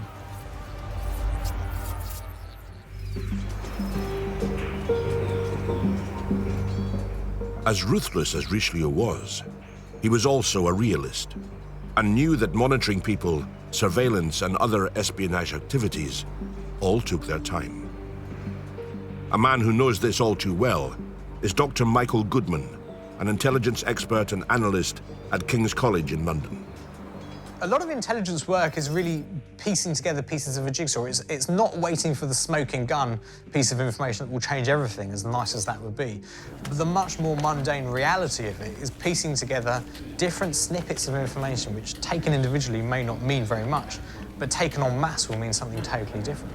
And we can look at the very successful network set up in France in the First and Second World War, called the Dom Blanche networks, where you had a series of people which on the face of it produced very unexciting, very boring intelligence, but actually built up over a period of time showed just how slowly the Germans were able to resupply their front lines. And actually that was vital, much more important than just a single piece of intelligence could have been. Now, Rossignol, I need something special from you. Something that is so complex, so labyrinthine, that no one, and I mean no one, will be able to decipher it. Yes, Your Eminence. I don't want anybody knowing the contents of these letters. Your Eminence. Perhaps Cardinal Richelieu's greatest achievement was Le Grand Chiffre, or the Great Cipher, which his new codebreaker-in-chief, Antoine Rossignol, had developed for him. It was said to be unbreakable and allowed Richelieu and his agents to send encoded messages to each other throughout Europe without detection. It was so successful, in fact, that it remained in use by successive French governments until the early 19th century. This was a device, a table that encoded messages that he could then send to others, and so long as they'd got the cipher, they could then read the message. It was so good that it actually lasted in the French Secret Service for the best part of 200 years. When you're sending messages backwards and forwards, obviously the biggest threat is that they're going to be intercepted, and Richelieu was very, very good at intercepting messages. So you start sending them as codes and ciphers. Now, thankfully, he had a fantastic mathematician in his early 20s called Rossignol, and he was very, very good at breaking ciphers. So much so, he even invented a cipher called the Grand Cipher, and it remained unbroken for hundreds of years. Now, normally the way the cipher worked, you would take a letter, replace it with a number or a symbol, and so on. What he did was he created a cipher which replaced syllables rather than individual letters. So people were having a go at guessing what these particular numbers meant. And in reality, they were guessing at the wrong thing. They were trying to guess letters instead of trying to guess what a phrase was and so on. And it took a very, very long time, years after everybody had died, for them to break this cipher. It was a work of complete genius, because normally in codes, numbers represent individual letters.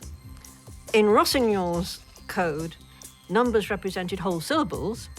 Not only that, but he inserted passages of complete rubbish, complete gibberish, with a little precursor, little thing, in code, of course, saying rubbish is coming up now. But obviously, you'd have to know the code in order to see that. And if you were trying to break the code without any knowledge of that, you'd waste most of your time, with the rubbish. So it was a work of genius. Dr. James Daybell from Plymouth University in England is an expert on historical codes and ciphers. He studied Rossignol's Grand Cipher and believes it really was a work of great complexity and ingenuity. Antoine Rossignol was the master codebreaker in the employ of Cardinal Richelieu, and he is famous for developing, along with his son, the Great Cipher. And this is what we have an example of here. This is a cipher that operates through numbers rather than merely through letters. So when you were to look at a page of writing that was encrypted using this cipher, all you would have is a series of numbers. And it was used to encrypt syllables, letters, and words. And we can see this very, very clearly in what we have here. We have 4 columns, 1, 2, 3, 4, and a series of words. And each word is assigned a particular number. And we have here the column with words beginning with G, General, down to Grande, moving into H. We have over here Loin, Occasion, and Prochaine. And each are assigned particular number values. General, for example, is assigned the number 15. Now, in its simple form, this kind of cipher system was incredibly easy to crack. Indeed, Rossignol was able to crack the Huguenot, the French Protestant codes, working in this way. Because basically what would happen is all the words that you wanted to encrypt would be in alphabetical order, and then you would merely assign them a numerical value in ascending order. If, for example, you have a number 35, you know that 35 is going to be between 15 and 50, and so you know that it's somewhere between General and Gueux. So you're looking for that. Now, what was remarkable about what Rossignol did was that he made this even more complicated. Rather than using a numerical system that went down in ascending order, the numbers were ascribed randomly. And so what you have is a random assortment of numbers throughout. What this means is that this is an incredibly difficult code to crack. Also, he used syllables rather than letters, which totally foxed people.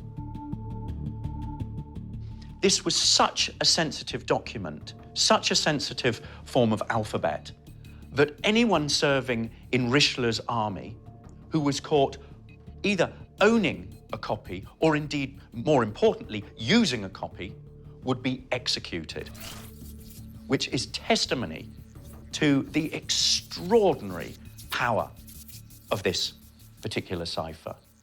Absolutely remarkable cipher that stood the test of time.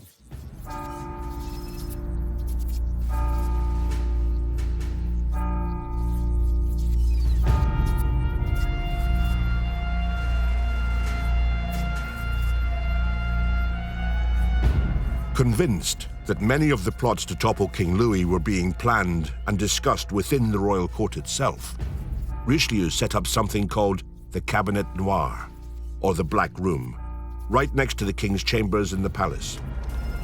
It was a secret department that monitored all the correspondence in and out of the royal court.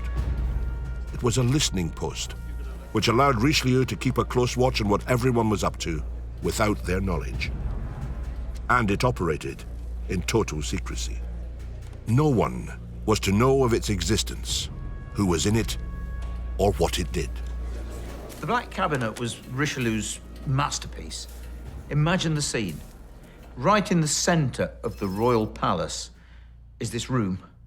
You go through the ballroom, through a secret door, and inside this room are dozens of agents. Encoding, decoding, opening mail, steaming it open, breaking seals, reading messages, reading letters. This room was nothing less than a Secret Service operations centre set up inside a royal palace. Cabinet Noir is the black ops of the day. It's what we would do nowadays by snooping and going through people's emails and finding out the messages that are going backwards and forwards. And the people sending the messages have no idea this is going on. But that's how Richelieu did so well at knowing the knowledge that this person's plotting with this person because he's gone through their emails. You know, sometimes it would just be sort of gossip and salacious innuendo about the ladies at the court or something, who was sleeping with who. But let's not forget that all knowledge is power, so even that might have come in useful.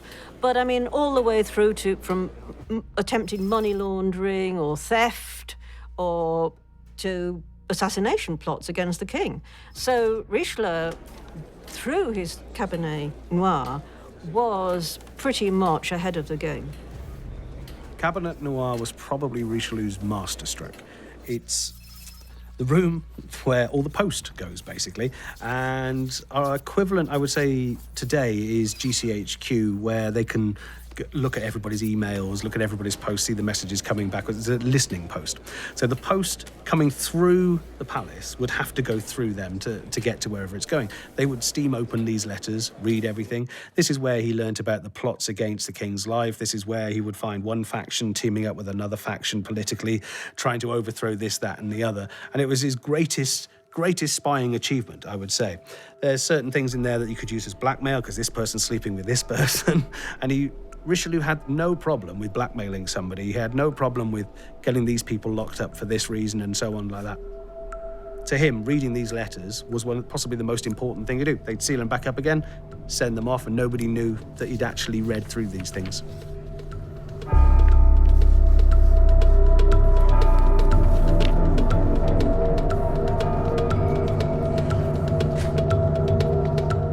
Modern intelligence analysts believe that Cardinal Richelieu was one of the founding fathers of the great spy networks we know today, like the CIA and MI6. Alan Judd is a career British diplomat and intelligence expert who studied the espionage work of Cardinal Richelieu, and especially his use of monitoring and interception. I think Richelieu's establishment of the Black Cabinet, I think it was called in Paris, to coordinate counter-espionage operations and interception and so on, was a very marked change from what had gone before. It was much more organized. But it actually happened in this country in the 17th century as well, with the establishment of the post office in legal form, which from the very start had a special room at the back and a man employed to go in every night and open whatever mail he thought might be worth opening. And this was integral to the setting up of the post office, for the king to control the post in order to be able to intercept it. Intercepting communications has always been a vital part of intelligence work. Whether we think in terms of Richelieu's Black Cabinet and the listening posts he created, we could talk about the tunnel that was constructed underneath Berlin at the height of the Cold War by British and American intelligence, designed to tap into the cables that ran from the Soviet zone backwards and listen to all of the military communications going on. We could also think about more recent disclosures made by Edward Snowden about how the NSA supposedly listens to all of our communication and knows who's talking to what about when and who. And what this really shows is how information is king. Knowing who is talking to whom and what they are saying is absolutely vital. And even if a specific piece of information doesn't tell you very much, it's building up a picture over a number of weeks, months and years that can really show you a lot of information itself. So often it will not be the information, but rather the details about who is talking to who else.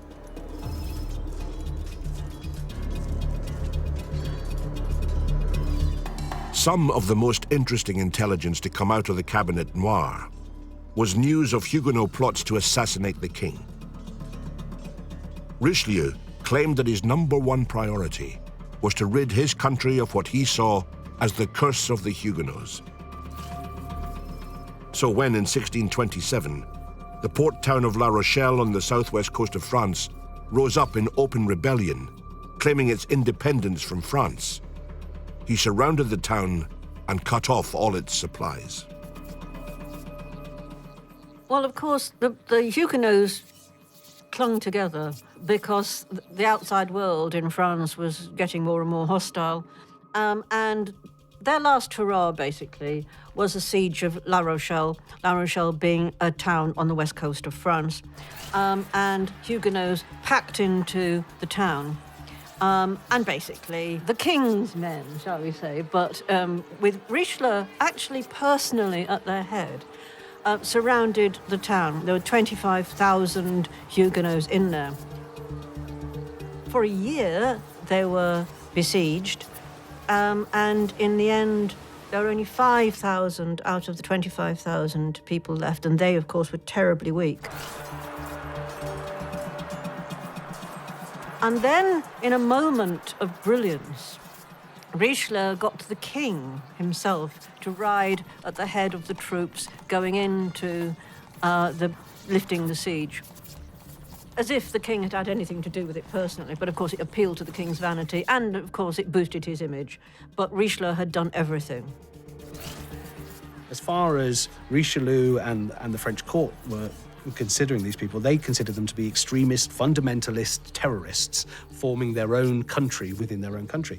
So the problem they had was if these people had teamed up with some of the other sort of little city-states, and then you had another Protestant country like Britain coming over, you could have created a massive army and France would have fallen quite easily. The siege at La Rochelle represented Richelieu's crowning achievement because he'd actually succeeded in, first of all, corralling all his internal Huguenot enemies in one place. And then he managed to keep them there without them getting any external aid whatsoever, basically starved them out. And once that had happened, that particular threat was over. I mean, the stability of France resettled, and the king could breathe again.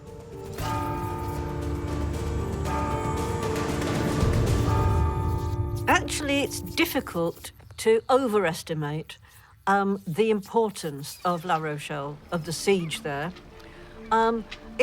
It's very like if today you managed to get all of Al-Qaeda in one town and basically kept them there until most of them starved or the rest just surrendered.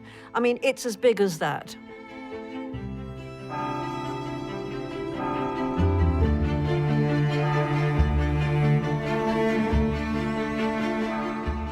In film and television, Cardinal Richelieu is forever associated with the infamous and dashing musketeers.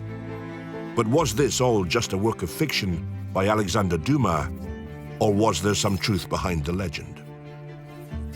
Well, certainly Alexandre Dumas made the whole idea of musketeers very romantic and swashbuckling, and we all know all for one for all, etc. But there were musketeers, they're basically riflemen, soldiers who used muskets. And there were two lots of musketeers at Louis XIII's court. There were his own personal bodyguard, made of basically lower nobility, and then there were Richelieu's own bodyguard, made of pretty similar but a different clique. And they were rivals. The king created a bodyguard, and they were his musketeers. And what he did was he took some cavalrymen and basically gave them guns and went, there you go, you are now the musketeers, the royal bodyguard. Richelieu realised, with all the threats, were not just to the king, they were to him as well, he needed a bodyguard. So instead of calling them like the king's bodyguard like they were, he thought, I'll be a bit humble, I'll just call them musketeers, named after them, like a junior version of that. So there were two sets of them. And they absolutely hated each other.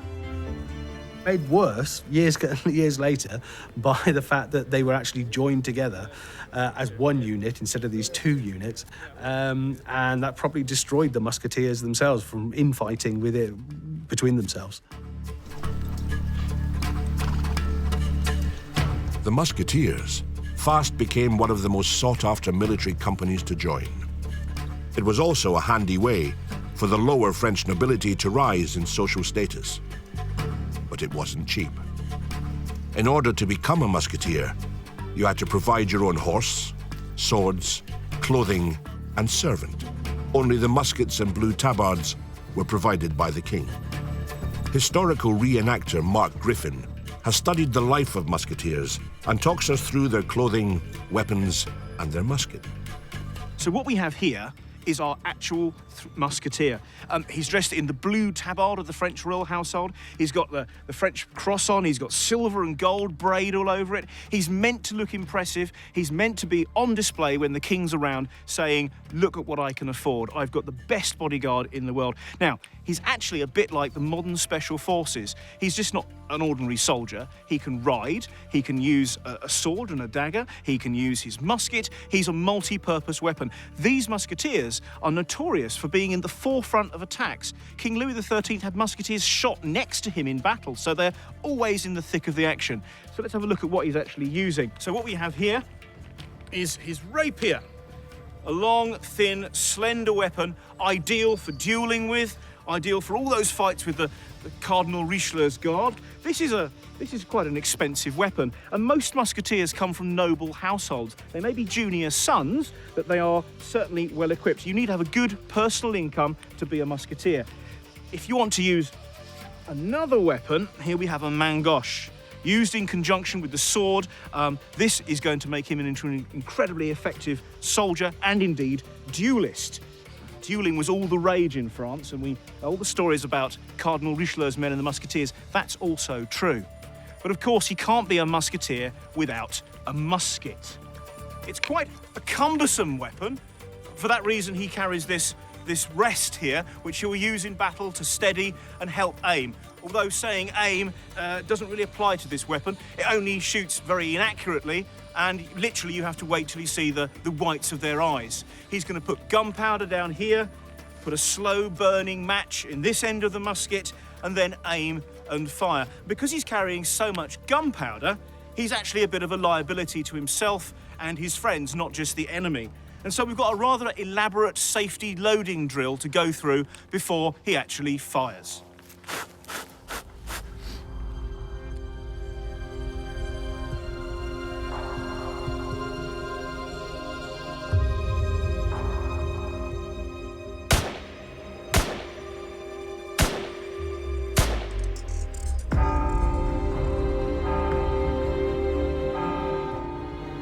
Let me see the letter.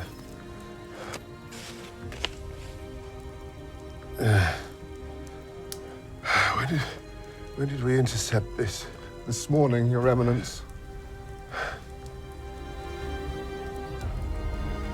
Cardinal Richelieu suffered with bad health throughout his life. He had recurrent fevers, migraines, and intestinal tuberculosis. And as he got older, he started working more and more from his bedchamber, still furiously uncovering and foiling plots.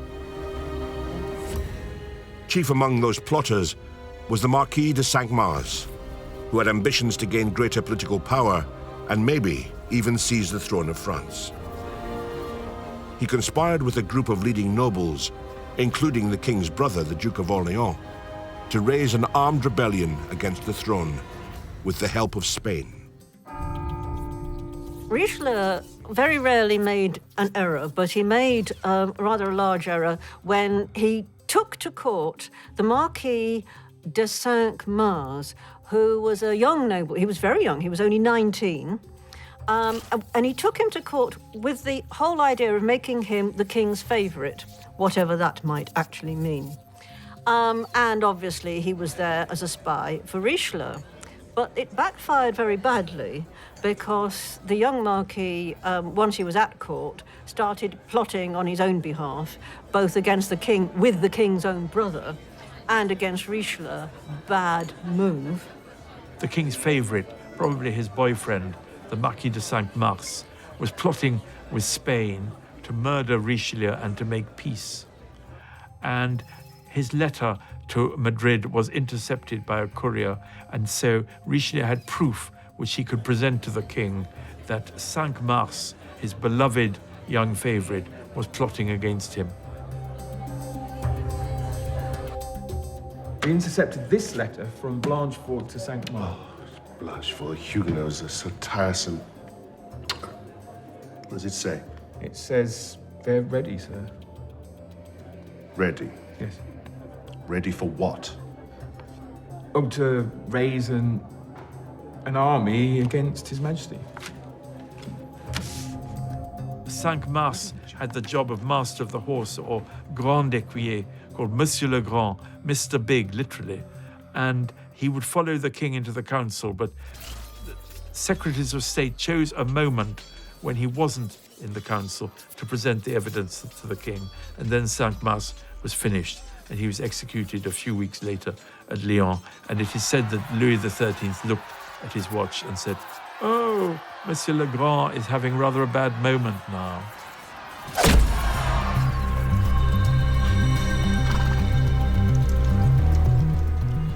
Cardinal Richelieu was a solitary figure, both feared and disliked in equal measure, but he was ruthlessly effective. He was responsible for establishing the absolute rule of the monarchy, seeing off the Huguenot threat, and securing France as a major power in Europe. He built up a vast intelligence and spy network to rival anything that England had, and he introduced the idea of the Cabinet Noir, which was remarkably effective at sniffing out treason and plots. Even his greatest enemies had to admit that he was a master of intrigue and manipulation, and a slavish servant to France. I think Richelieu had a love of order. You could almost call him obsessive compulsive. He wanted to create a very, very strong French state with the king at the top and everybody knowing their place. He wanted order, he wanted rules. He worked his socks off, you could say. He worked constantly trying to get everybody to fit in within a system that he saw. And I would say in modern day standards, we would probably call him obsessive compulsive. There ought to be another term beyond workaholic to apply to Richelieu, because he was passionate about his spy mastering. He was passionate about uncovering plots. And even when he was very ill, and indeed even when he was on his deathbed, he was still working. He was running his office from his deathbed. He was still uncovering plots, and he was still dedicated to maintaining the stability of France. I think we've got him at last. Many people wrote in their memoirs later that all France was living in fear of Monsieur le Cardinal. They didn't have to say Richelieu, Monsieur le Cardinal was enough. And they all felt relief when he died. I think it's not an exaggeration. People were frightened. And the king himself, by the end, was frightened of the Cardinal, because he'd probably listened to Cinq-Mars, his young favorite, saying, oh, why don't we get rid of this maddening Cardinal? I think he was on such a mission, convinced he was doing God's work, and the grandeur of France would help the Catholic religion, would help the king. I think he rather relished his unpopularity. It just showed he was right all along.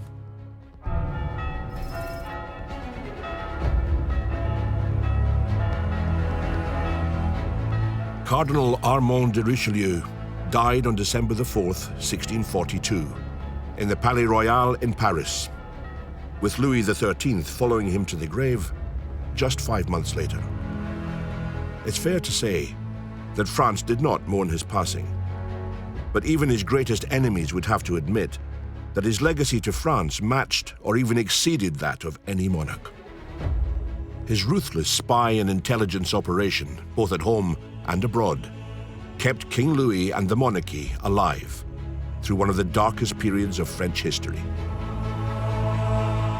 And his great cipher, one of the most celebrated secret codes in history, remained uncracked for over 2 centuries. Richelieu's story is a fantastic one. He starts from very humble beginnings, rises to be the most powerful person in France, possibly within Europe, crushes the religious threat against him. And if that had succeeded, Europe today would have been a completely different place. I think that Cardinal Richelieu used his crimson robes as a cloth of convenience. Yes, he was a man of the church, but deep down, he was nothing more than a ruthless politician and spy master. Richelieu was possibly one of the greatest spy masters there ever was. He had a passionate devotion for king and country and order, and such a Machiavellian mind that could run the perfect espionage network. I think you could argue that Richelieu's cabinet, well, his Black Cabinet, was a forerunner of later, much bigger, much more sophisticated eavesdropping and interception services, such as our own GCHQ or the American NSA, as was our own special room in the post office, which was from roughly the same period. So essentially, it's the recording and interception of communications that is what they do. And whether it's on a very small scale or a very large scale, it's the same game, basically.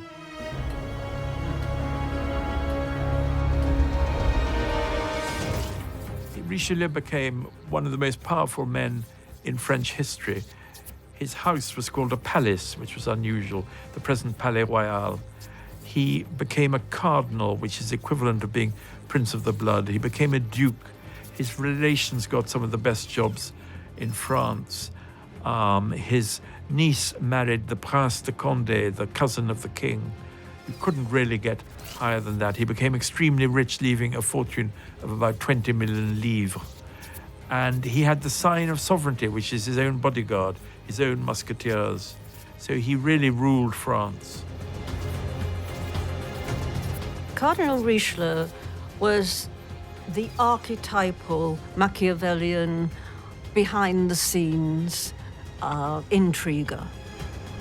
He basically had his ear to the ground. He was very good at collating disparate bits of information about one's enemies. I think Richelieu's greatest ability was to fit in. He was feared, but at the same time respected, and at the same time liked. I know that's a weird thing to do, but he managed to be one thing to one person and one thing to another. So if he wanted this person on side, he's the nicest man in the world. If he wants to get rid of this person, he's an evil leader that will put an iron fist down. I think that had Richelieu not been at the French court, not worked as chief minister, the king, Louis XIII's life might have been much shorter and considerably less pleasant.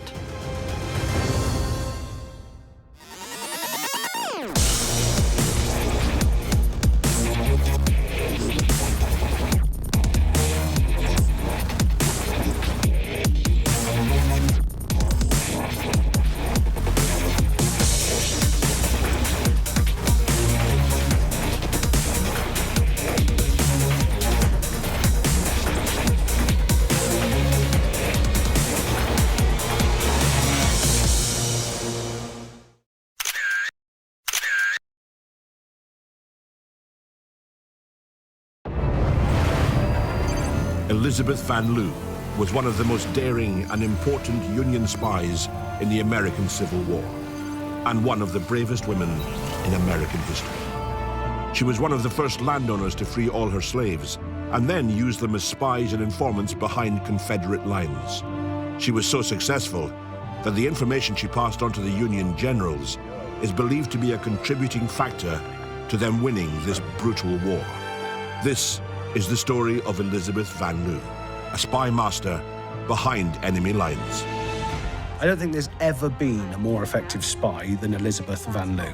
Even more so when you remember what she achieved was behind enemy lines, right in the very heart of the enemy. What she did was astonishing, fueled by her humanity and by her passionate belief that things had to get better for the United States. In later years, Grant actually said that the information that came from Richmond via Van Loo and Mary was the best information that he received anywhere, and she was a kingpin in them winning the war. She was ballsy. I mean, let's face it, she may have had the body of a feeble woman, but she'd got the mind and the balls of a man.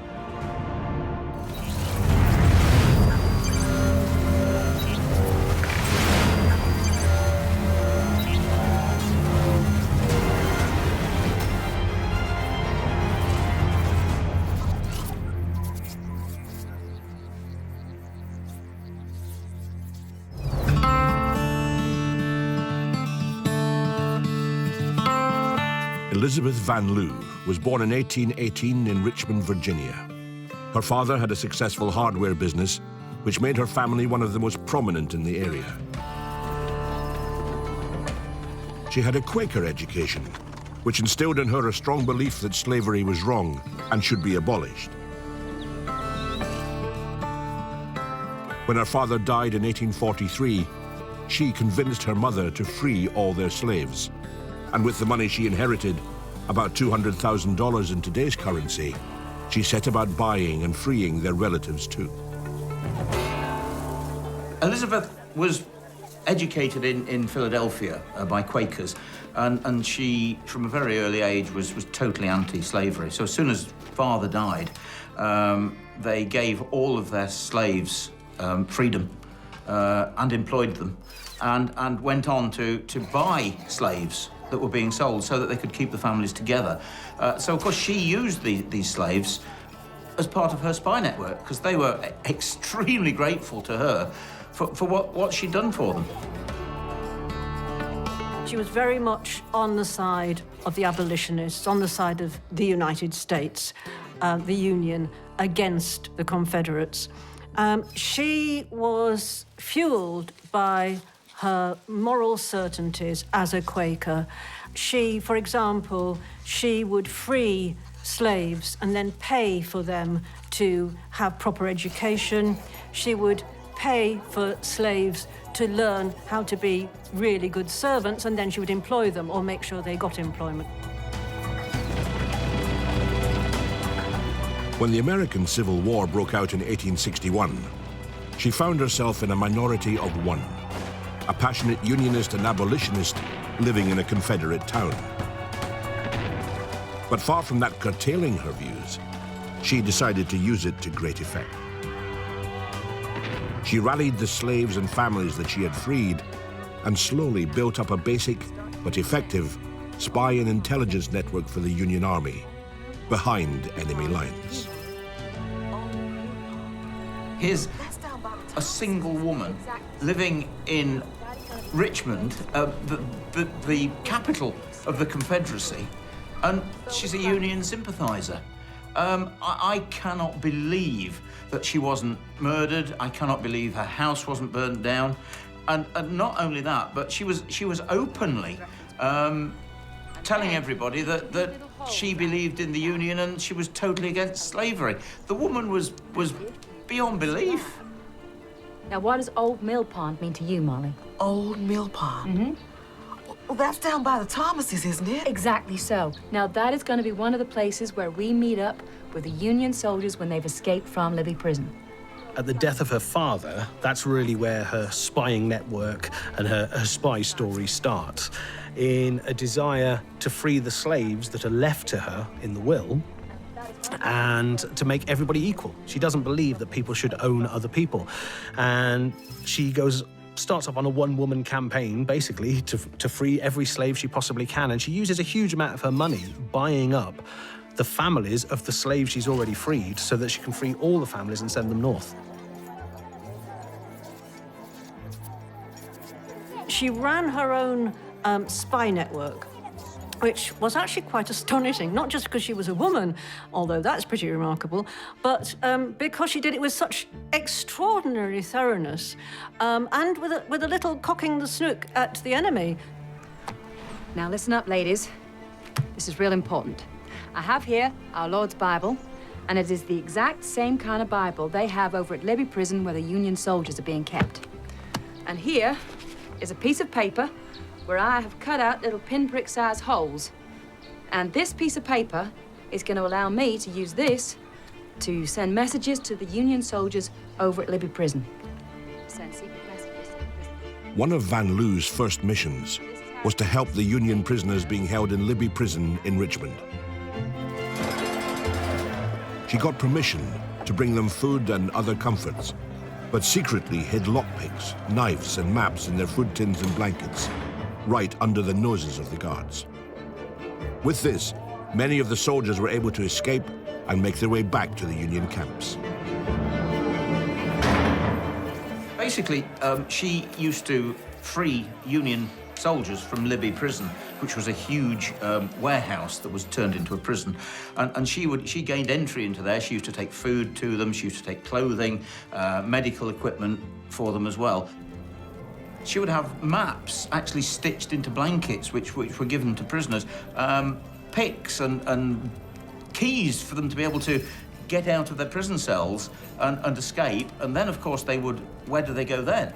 Of course, there were obviously lots of slave families around, and they would be passed from one safe house to another until eventually they were taken back to Union territory, for want of a better word. They need to know to look out for 2 Chronicles, verse 29 and 30. When they have that, they can lay this piece of paper over at top, using this page number there as a reference point. And then each of these little holes I have pricked out reveals a letter. And if you transcribe each letter in order, N, D, Mill Pond. You see, it begins to make sense. what is Mill Pond? Van Loo was very fortunate. Going backwards and forwards into the prison, she could smuggle things in and out quite easily. She lived in a period where female dresses were huge. I mean, absolutely. It was like walking around in a tent. You could have concealed a horse, possibly, and got into the prison. She hid knives in jam jars. She had a custard tin made with a secret compartment. The heels of her shoes had things inside them there. She would smuggle in maps. There were books which she would pinprick messages into the pages so that even if the books were examined, no notes would fall out or anything like that. So she was always smuggling things in and out. She'd had a seamstress sew huge amounts of secret compartments into her dress where messages would come and go and bits of information. She would smuggle food in, but the important thing, she took escape kits, basically, and maps telling people, when you escape, go to this house. This is a safe house, and they'll send you on to this house. I mean, she even took some of them and hid them in her own attic. The stitching is a little loose, sir. Historical reenactor Mark Griffin has studied the life of Elizabeth Van Loo and has put together some of the items that she used to smuggle into the prison. Elizabeth Van Loo was a southern plantation owner living in Richmond, Virginia, but she was also a Union spy working well behind Confederate lines, which meant any of her spying had to be done very carefully as her life was in danger. The few years before the American Civil War, she'd been releasing some of her slaves, and so she created a network of intelligence and also safe houses right the way from the southern states to the north, and she was using that to free prisoners. Morning, Mr. Heller. And how are you this fine day? Morning, Miss Van Loo. I'm fine. Well, I'm glad to hear that, sir. Now, I have here a little charity to distribute to these Union wretches. I trust that you will not hinder me in this, sir. Damn wretches don't deserve it, ma'am. Now, you mind your mouth in front of a lady, Mr. Heller. But they are God's children, and we must not forget that. You say so, ma'am. Well, I do, and so does God, Mr. Heller. Now, in Richmond was Libby Prison, one of the largest prisons in the American Civil War. And using her charitable works of taking useful things to the prisoners, she was able to smuggle in what we would now call an escape and evasion kit. Take, for example, this soldier's boot. If you know where to look, peeling the heel back, you've actually got quite a useful little lockpick, so you can get out of your cell. Now, if you did come across a guard who was putting up a bit of resistance, then why not use the reasonably recently invented tin can to hide something useful in? So inside our tin of strawberry jam here, we have a little pocket knife, incredibly useful. Now, once you've escaped, you're still in enemy territory, so you've got to know where exactly are your friends. Well, Elizabeth Van Loo would take a blanket, and inside the seams of the blanket was a map. Now, that map would show not only roads and railway lines, but most importantly, a network of friendly farmsteads. Farmsteads that were now owned by the very slaves that Elizabeth Van Loo had freed in those years before the American Civil War. And using ingenuity and a network of freed slaves, Elizabeth Van Loo was able to free dozens of Union soldiers. You, the animal in the corner, you come over here. I have not forgot you, sir. I have a blanket for you, and it's a little old. The stitching is a little loose right here, but it will serve to keep you warm. While I hope to be charitable to all of God's creatures. And God willing, this will all be over soon, and maybe I shall see you gentlemen real soon. Elizabeth was brilliant at concealing key, useful objects that prisoners could use to escape. For example, she would smuggle in a blanket. Well, she didn't have to smuggle it. She would take it in. Look, I've got a blanket for the prisoner. Oh, great. And it would have a map concealed in it. There would be a hairpin in the heel of her shoe, and a blade hidden in a tin, a custard tin. And, you know, they had all these things, and when it was dark, they would use them to get out, to overpower their prison guards, which weren't terribly bright and probably drunk, but nevertheless, and they'd get out. And one of the very useful things that came of her, the practical, useful things that came of her freeing so many slaves was that she had this whole network of safe houses for the escaped prisoners to go and stay, belonging to the former slaves. So they would be able to go and stay in Betsy's house and then in Tom's house, and then, you know, gradually and moving along in darkness so they were safe the whole time until they got back to the Union country.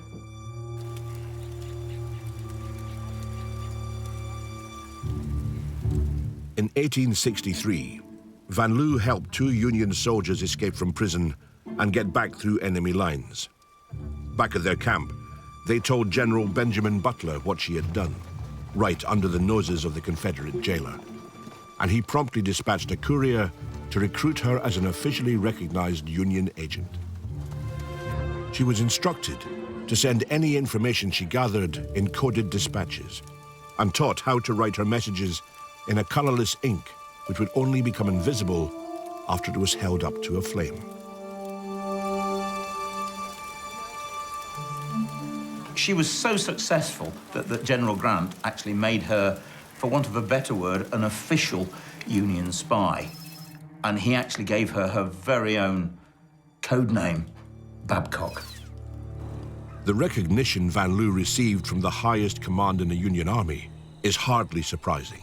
She established a highly effective intelligence network behind enemy lines that provided information on military tactics and logistics, as well as helping dozens of prisoners escape.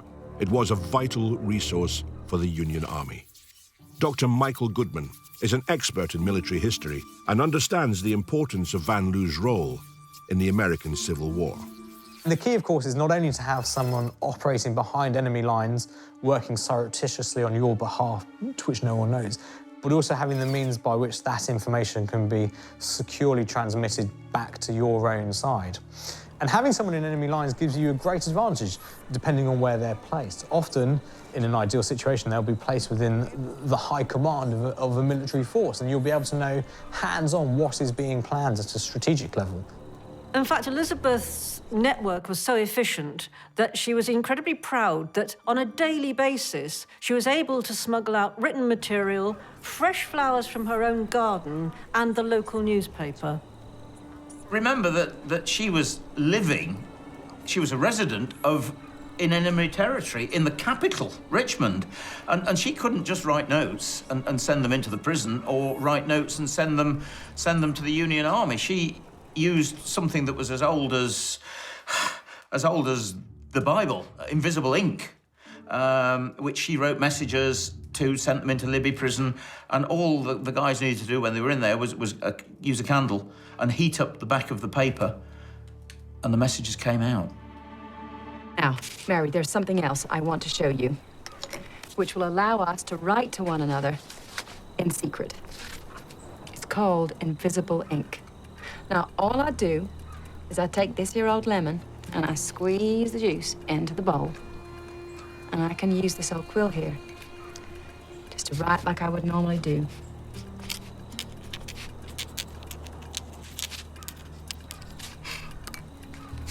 Can you see anything? I don't see nothing, Miss Van Loo. No? Well, that has to dry, but here is one that I made earlier. Now, what you do, you take the paper and you hold it up to that flame there. Almost scorch it, and don't let it burn. But when it almost scorches, as it browns, you should see the words come up.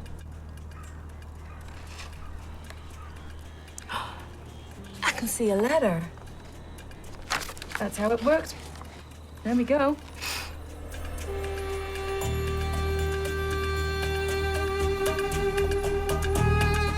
By June 1864, Van Loo's spy network had grown to more than a dozen people, an informal network of men and women, black and white, including her former servant, Mary Elizabeth Bowser, who she had sent north to get a private education. At Van Loo's request, Mary Bowser returned to Richmond and was able to obtain a position as a dining room servant in the household of the Confederate President, Jefferson Davis. She reported directly to Van Loo all the information she overheard while serving dinner. The White House of the Confederates was in Richmond. That was where all the decisions were being made. And the woman of the house was pregnant and desperately needed more help in the house. So Elizabeth Van Loo said, well, I've got this slave. She's not great. She's illiterate. She's a bit not great in the kitchen, but she'll help. So she loaned the slave to her. Now, this is Mary. Mary comes in. She can read and write. She's very intelligent, but more importantly, she's got a photographic memory. Elizabeth actually got Mary a job in the Confederate White House, the home of Jefferson Davis, the president of the Confederacy, and she became a dining room servant. And goodness only knows how much information she gleaned from that. Well, it seems to me that the only thing we can do is bring our big guns back from the front. We're gonna need those and withdraw to Petersburg and dig in. What are your opinions, Jim? We need those guns. We can't lose those. If we lose the guns, then it's all over for us. For a spy master, who you want to recruit is ideally the highest placed source, the person who's going to make all of the decisions. But of course, that's very rarely the case. And so often what they're faced with are people at the other end of the spectrum, the most mundane people, the cooks, the chefs, the cleaners. And these people can be just as important sometimes as those who are making the decisions themselves, because they will not be noticed, they will not be observed, yet they'll be able to absorb everything which is being said in their presence. Of course, the president and his family and his staff didn't think anything of this, you know, this modest black woman who served them at dinner and went around with the drinks while they were discussing their plans and their strategies, because for a start they thought she couldn't read and write. How wrong they were, because in fact Mary Bowser had a photographic memory. Just imagine the scene. We're in Jefferson Davis's house, the president's house. There are 6, 8 generals all having dinner, all discussing tactics, troop movements, everything under the sun that is military. And serving the soup, the Union spy, Mary Bowser. Later on, a map was unfurled, and she would be able to pinpoint everything that had been said and discussed at dinner that night. We've lost our eyes and ears, gentlemen. Since we lost Jeb Stuart, we're running scared most of the time. They're chasing us, they're kicking our behinds, and we're running, boys. With the guns, we're okay, but we're gonna have to, and I repeat, we will have to get our eyes and ears back. But that's gonna have to be secondary. We can't feed our men, then there's no point. Of course, there would be many other meetings, more informal. There would be dinners where all the generals got together and discussed strategies and passed maps around and information, where Mary, handing round the potatoes and the port, would be earwigging and basically send all the information on to Elizabeth, who would make use of it and send it straight to Union headquarters. So good to see you, Mary. So what's been going on at the White House? There was 6 generals, Miss Van Loo. They was talking about soldiers and battles and such. I heard one say that there was supply problems outside Richmond and that Grant was getting real close. How close? Real close, they said. Mary Bowser's photographic memory was a very useful asset for a Union spy inside the Confederate White House. Ian Rowland is a well-known mentalist and has taught FBI agents mind control techniques. He says that anyone, especially someone as bright as Mary Bowser, can easily be taught to develop their powers of memory. It's a system called mnemonics. There's a lot of overlap between something that a spy might want to do and something that a mentalist might want to do, and so there's going to be some overlap regarding the techniques that they would use. One term you often hear is that of a photographic memory, and that's a bit of a misnomer. I don't really think that's a real thing, but certain people do have what we call an eidetic memory, whereby they can look at things and they remember objects and items and configurations based on their physical location. It's a sort of a spatial memory. You can go into some workman's workshop sometimes, and it looks like a terrible mess with 1,000 different tools everywhere, but he knows in his mind exactly where each one is. So there are things like that. Most people will sometimes say, oh, I have a terrible memory. Nobody has a bad memory. They simply have an untrained memory. And there are things that anyone can learn. It doesn't matter about your intelligence or education. Anyone can learn to improve your memory, to be able to recall the things you really want to faultlessly. These are techniques that have been around for a very long time, since at least the ancient Greeks, and they can be taught and trained to anybody. In fact, that's part of what I do. Not just training FBI agents, police officers, interrogation officers, and so forth. You know, I can't turn people into superheroes and give them telepathic gifts. Wish I could, that would be good. But I can take them as close as possible to that and teach them techniques that work in real life and bring you as close as possible to genuine mind reading. Ian agreed to show some of the techniques he uses to enhance people's memories with a member of the public. To start, he's written down a list of random words. He then creates a striking image for each word and slowly links all the images together in a story. First item here is a cat. Okay. So we need a silly association. Let's make it a really big cat, a heavy cat. Let's drop it. Hits the sofa, goes through the sofa, explodes the sofa everywhere. We've now got a nice, strong association. Take a moment, close your eyes. Just see that silly cartoon image, the big, heavy cat, straight through the sofa. Okay, with your eyes still closed, what's your first station? Sofa. And what's the item associated? A cat. Good, you can open your eyes. That's the first one done. Okay. And you will not forget that, I promise. Item number 2, a rainbow. Okay. So let's make it a solid rainbow, not a real one. So it's made of wood or metal or something. Let's stab it through the door. So you've got this 7 colours bashing through the door, exploding, splintering in a riot of colour, leaving shards and shrapnels of colour all over the door. Okay? See it? Yeah. In your mind? Close your eyes. See that picture? Third item is a train. Let's make it a small train. Let's shrink it down, because you've got the power to do anything in your mind. Open the fridge door, put it in, watch the train get cold, covered in ice, covered in something like a prop from Frozen, you know, and it can't go anywhere. It's trying to go somewhere, but it can't because it's frozen. Yeah? You got that in your mind? Can you see it? Yeah. What's your third station? It's the fridge. Good. And what's the item associated? Train. What's your second station? The door. Having gone through the rest of the list in the same fashion, it was now time to put her photographic memory to the test. Just the items, not the stations, starting at number 1. Cat. Rainbow. Yeah. Train. Yes. Dentist. Bucket. Sandwich. Gold crown. Bottle. Kettle. And hammock. Wow. Really impressed. Wow. Wow.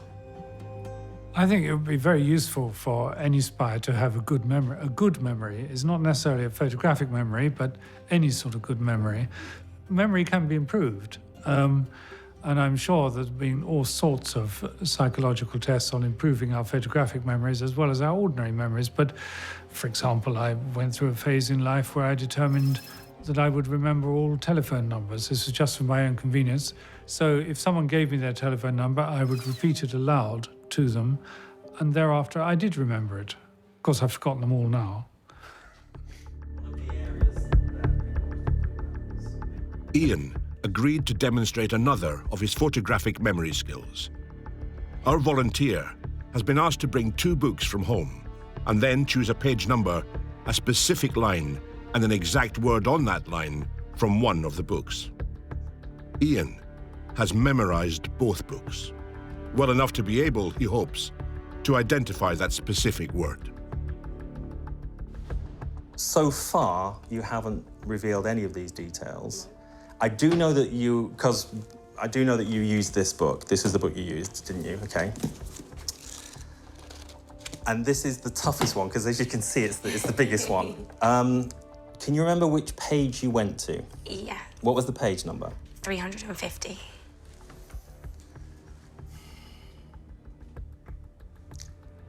The line you counted down to was? Line 18. 18, 1, 8, cow and a rainbow goes into... And you counted along that line to how many words? 7. Okay, so repeat those details for me. Page? 350. 350, which is a nice round number. I should have that in the index. Line was 18? 18. And 7. Exactly. Okay, so 350, we convert that. He goes in, takes this round. This means something, but it will sound nonsense. Cal Rainbow takes back 3, drop what was down. It's one of two things.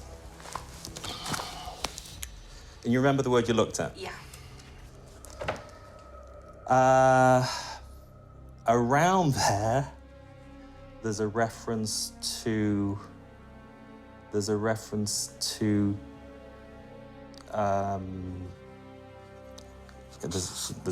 one of those. But if it was the 7th, we should be close to this. So that shouldn't really be too relevant. What was the word you looked at? Should I tell you now? Yeah. Taking. Yeah. Oh my goodness. Yeah. Wow. Thanks so much indeed. It's great. Thank you. Well, anyone can learn to do it. Thank you. Blacks were second-class citizens, were lower-class people, and nobody in their wildest dreams thought that a Negro servant would have the intelligence to be able to understand what these generals were saying. And because of that, the whole thing worked to such an extent that it probably helped the Union to win the war.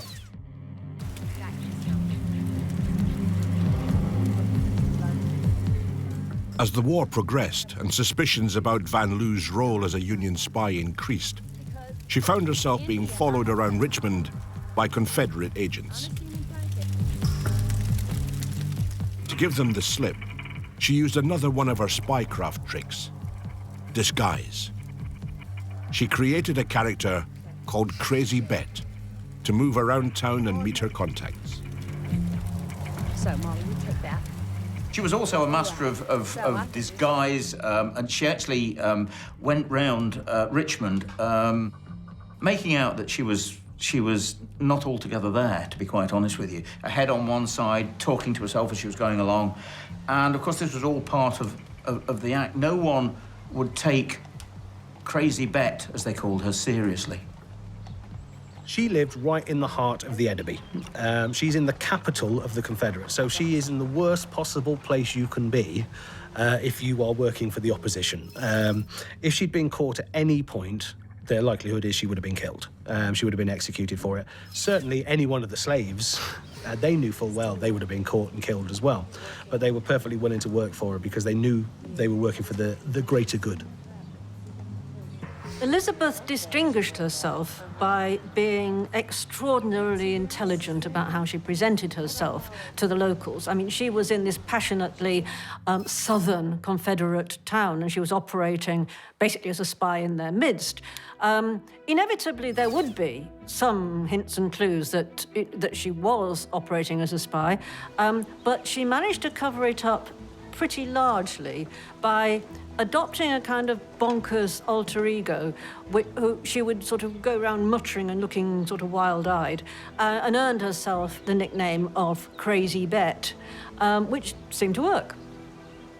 She was in an area where it was very, very dangerous to do what she did.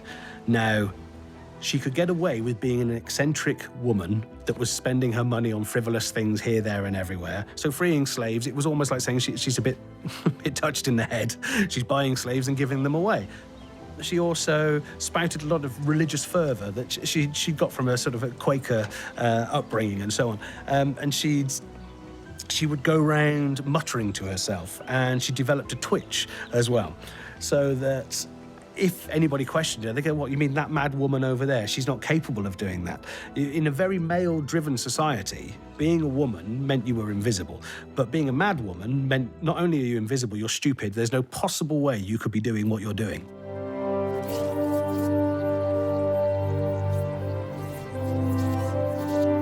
As well as running a successful spy network, Van Loo also showed huge courage and bravery. When an attempt to free soldiers from Richmond's prison failed, based on information given by Van Loo, the leader of the raid, a Union colonel, was killed. The Confederate soldiers put his body on display at the railroad depot as a warning to others. He had already lost one leg earlier in the war, but he was propped up, minus his wooden leg and the little finger on his left hand. Needless to say, Van Loo was disgusted by the mutilation of his body and was determined that this brave young man would have some dignity. She was a gutsy woman. She wasn't only just involved in the espionage side of it, she was rescuing soldiers, getting them released from the prison, and she even went out onto the battlefield and with a couple of slaves and actually dug up the body that was in a very shallow grave of a Union colonel and actually brought his body back and gave it a decent burial in Richmond. You're one of them. You did that to him. You mocked and desecrated his corpse. If that was your husband, would you have allowed that to happen to him? Shame on you. Where's your humanity? But then you are slavers, so I know that you have no humanity. Shame on you. Just because he was a Union soldier doesn't mean that you should forget he was a Christian man and treat him as one. Shame on you. Shame on you.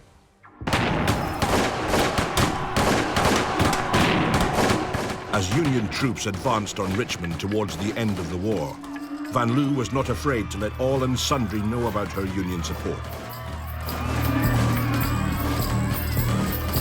Early in the morning of April the 3rd, 1865, she raised the Stars and Stripes above her home, the first Union flag to be raised in the South. This was going too far for the crowd in the streets, and a mob soon threatened to burn down the house. But Van Loo stood, defiantly, on the balcony. Just imagine this scene. Elizabeth has actually got, hidden away, a Union flag in the house. And as the Union troops are approaching Richmond, Richmond is, to a certain extent, burning. There are angry, terrified Confederate sympathizers, hundreds, thousands of them, in the city. And she has the audacity to raise the Union flag above her house. And then, of course, the angry, terrified mob comes to the house. The hated Union flag's flying from the top of her house, and they're gonna burn her. She's a witch, and she actually comes out of the house, and she's going to attack them. And the only way that she actually survives is the fact that Mary Bowser actually comes out and drags her back in. And I still can't believe that they did not set fire to her house and kill her. She was a very lucky woman. As the Union armies approached her town, the war was obviously coming to an end, but that didn't stop her being surrounded by Confederates, by the enemy. But she did something astonishing. She actually flew the Union flag, the US flag, in the middle of enemy territory. It must have been extraordinary for her to do that, in a kind of ecstasy doing it, and she could not have known that she would survive that. I mean, obviously, everybody around her just thought, what is this, how dare she? But it just is a measure of the woman. She was uncompromising. After a long, exhausting campaign, Union General Ulysses S. Grant finally captured Richmond in April 1865. Van Loo's work as a spy master was done. And although she received the grateful thanks of Grant and other officers, as well as a small payment for her effort, her inheritance and her social standing were done. Her fellow Richmonders couldn't forgive her, and she was labeled a Union spy and traitor. For all her astonishing bravery, she had to pay a terrible price because after the war, even though she was on the winning side, well, kind of especially because she was on the winning side where she was living, she became the focus for enormous hatred and smear campaigns. She was said to be insane, crazy bet. She was actually, to this day, she's talked of as being a traitor and a witch. I mean, basically what she was doing was very similar to what the French resistance was doing in the Second World War. They were living in occupied territory with the Germans, the Gestapo, the SS all around them.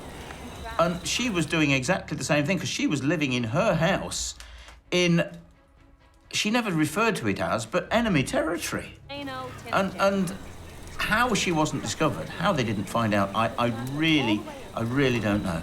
Even today, it's a deeply conservative, Republican sort of community, and in those days, even more so. And what had she done? She'd freed slaves.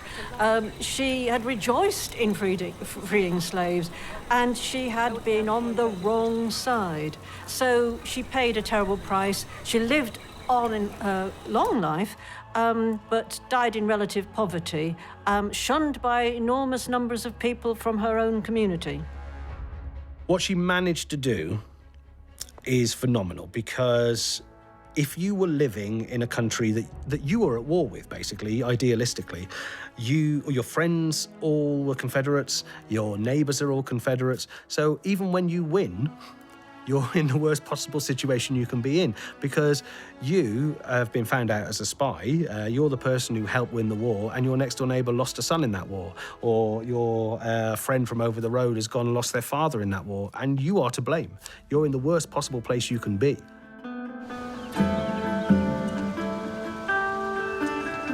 In her final years, she found she had fewer and fewer friends, and little or no money left to survive. So she was given handouts from the families and relatives of soldiers that she had helped during the war. She died at her home in her beloved Richmond in 1900. It was the end of a remarkable life. I consider Elizabeth Van Loo possibly to be one of the best spies you could ever get, partly because she was driven for altruistic reasons. I mean, it bankrupted her being a spy. It's not as if she went into it for the money, the fame, and all that kind of stuff. It was something that cost her everything. Her money, her house, everything she possibly owned, her friends, everything was gone by the end of her life. She's an amazing woman, driven by a desire for everybody to be equal. Looking at Elizabeth's life and achievements in the context of other spy masters in history, such as Cecil or Walsingham, for example, I mean, it doesn't really compare. I mean, she's head and shoulders above them, sorry, but she is. I mean, those guys operated in cosseted surroundings, a palace, they had armies, they had a whole network of very highly placed spies, they had government funds, they had monarchs who listened to them and would give them everything they needed to combat the enemy. Whereas there was Elizabeth, a woman on her own, working in the middle of the enemy. What she did was astonishing, fueled by her humanity and by her passionate belief that things had to get better for the United States. Her actual spying network were fantastic because they were right in the very, very heart of the actual enemy. She had spies literally sat next to the people making the decisions. I would say throughout history there has never been a spying network as effective as her. And Grant himself said, I got the best information from anybody was from you in Richmond. I heard them say that a fresh cavalry unit was being moved up to the old Cherry River fort, and that they were moving their heavy cannons to the overlook at Potomac Point? Potomac Point? Potomac Point, yeah, that's right. When you think of today, with millions and millions of pounds being spent on MI5 and the CIA, and the success, of course, that they have today, we are talking of ground roots over 100 years ago, where they set this whole damn thing up round the kitchen table. Nobody believed that a single woman, a landowner, and her few black slaves could achieve what she did. And she did equally as good a job, I think, as MI5 does today. I have a piece of paper Throughout history, I don't think there has ever been a spy or spy network as effective as Elizabeth Van Loo's network. You've got to remember, she was in the very, very heart of the enemy. You've got a spy network in the very rooms where they're making the decisions to fight you. You could not possibly get a better, more effective spy than Elizabeth Van Loo.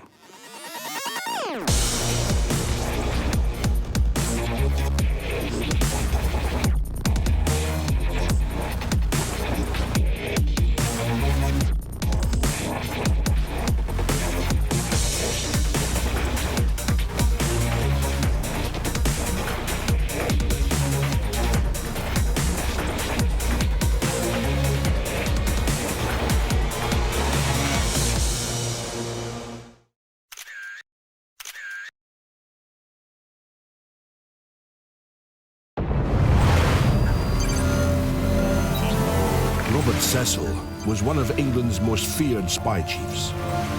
He was also a man of contradictions. On one hand, he was a passionate Protestant who brutally opposed and stamped down on the Catholic faith in England. On the other, he conspired to put the son of Mary, Queen of Scots, on the throne. But perhaps his greatest achievement was foiling the largest terrorist plot ever conceived, the infamous Gunpowder plot. The plan was devilishly simple. Blow up the Houses of Parliament and kill King James I and all his government. Cecil was a passionate Protestant, and his belief in the new faith and his hatred of Catholics fashioned the whole of his career. Basically what they did was push the Catholics into a corner, push them further and further into the corner, and they were going to come out fighting even if they had to die in the attempt. The Catholics were not going to take it from James, so just 2 years into his reign, they plotted something so devastating, so audacious, that it really does draw parallels with the major terrorist threats of today. They wanted nothing less than the destruction of the entire regime. They were going to achieve it by blowing up the king and Parliament. Had the Gunpowder plot have succeeded, it would have not only changed the course of British history, but world history. And to be quite honest, it would have been the most audacious terror attack in the history of the world.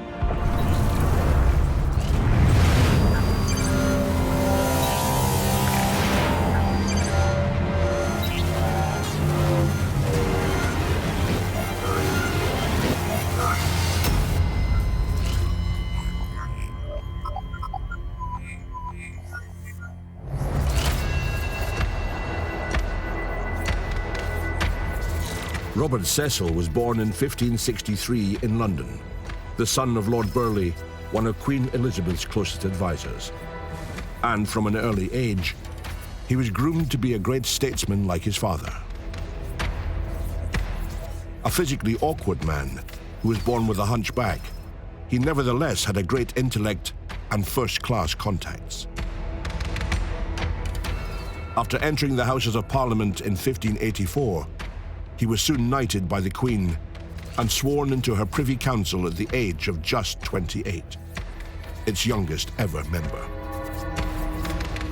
Robert Cecil owed his career to his father, William, Lord Burleigh, who had been the longest serving and arguably the most faithful of all Elizabeth I's courtiers. She adored Lord Burleigh. He was the one man above all others whose advice she would listen to.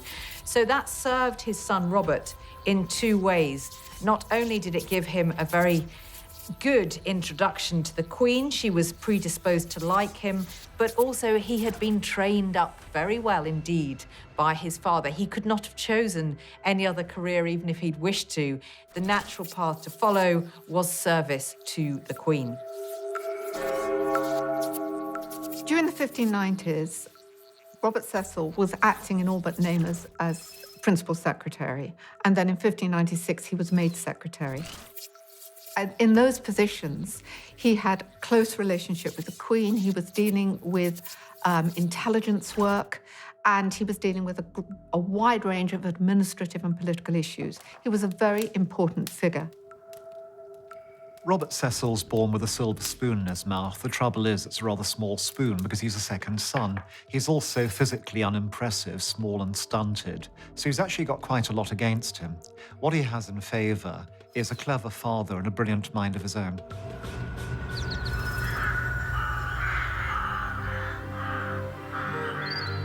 After 44 mostly glorious years on the throne of England, Queen Elizabeth, the last of the Tudor monarchs, had not produced an heir. So one of Cecil's first tasks was to sort out the tricky subject of succession. Cecil experienced something of a baptism of fire over the succession crisis because a lot of Elizabeth's greatness derived from the fact that she was the Virgin Queen, but of course that had a very inherent problem. It left her with no direct heirs. She hadn't married, she hadn't had children. And even while she was still alive, there was a sense of impending crisis around who would succeed her. Robert Cecil, along with many other courtiers, had no doubt that it would be James VI of Scotland, ironically the son of Elizabeth's deadliest enemy, Mary, Queen of Scots, and he was sending contacts up there, agents up there. He was going and writing to James on a regular basis to try and court favour with the man that he was confident would be king. But everybody predicted there would be riots, there would be rebellions. We don't want a Stuart king, we don't want a foreigner, as he was seen. And Cecil had to deal with all of this.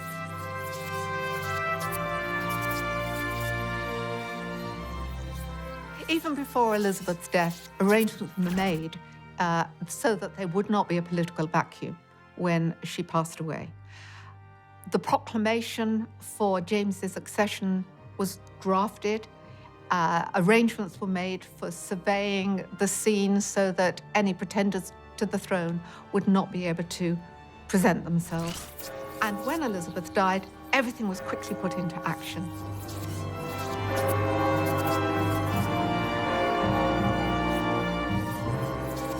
Robert Cecil used secrecy as his weapon, so news of the Queen's death was not immediately announced until a rider had been dispatched up to Scotland to tell James that he was now king, and it was almost then presented as a fait accompli.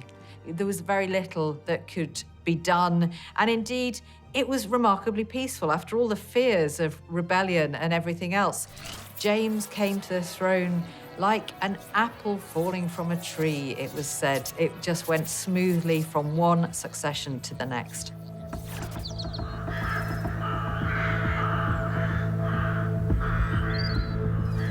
Like his father before him, the Protestant Robert Cecil had a deep mistrust of Catholics and saw them as real troublemakers and a credible threat to his newly installed monarch. As a result, he came down hard on the powers of the Catholic Church in England and expelled a large number of priests and bishops. Instead of trying to appease the Catholic threat or understand it even, Robert Cecil just went hell for leather to try and eradicate it. This, of course, was not going to go down too well with the threat itself. And basically what they did was push the Catholics into a corner, push them further and further into the corner, and they were going to come out fighting even if they had to die in the attempt. Catholics had suffered decades of really quite severe persecution. Almost 200 of them had been put to death in the reign of Elizabeth, and most of in the last 20 years of the reign. So when they find that nothing very much seems to be changing under James, there is immense disappointment among them. For the best part of 100 years, Roman Catholics were second-class citizens. They had to practice their faith in secret. They were arrested, they were tortured, they were tried, they were hanged, drawn and quartered. They were fed up, and they wanted revenge. The word Catholic was synonymous with terrorist, as we would understand it in modern parlance. They were the equivalent of the IRA or other terror threats to the country, and certainly they were seen as deadly. And there was that same sense of widespread panic and paranoia every time a fresh terrorist plot came to light.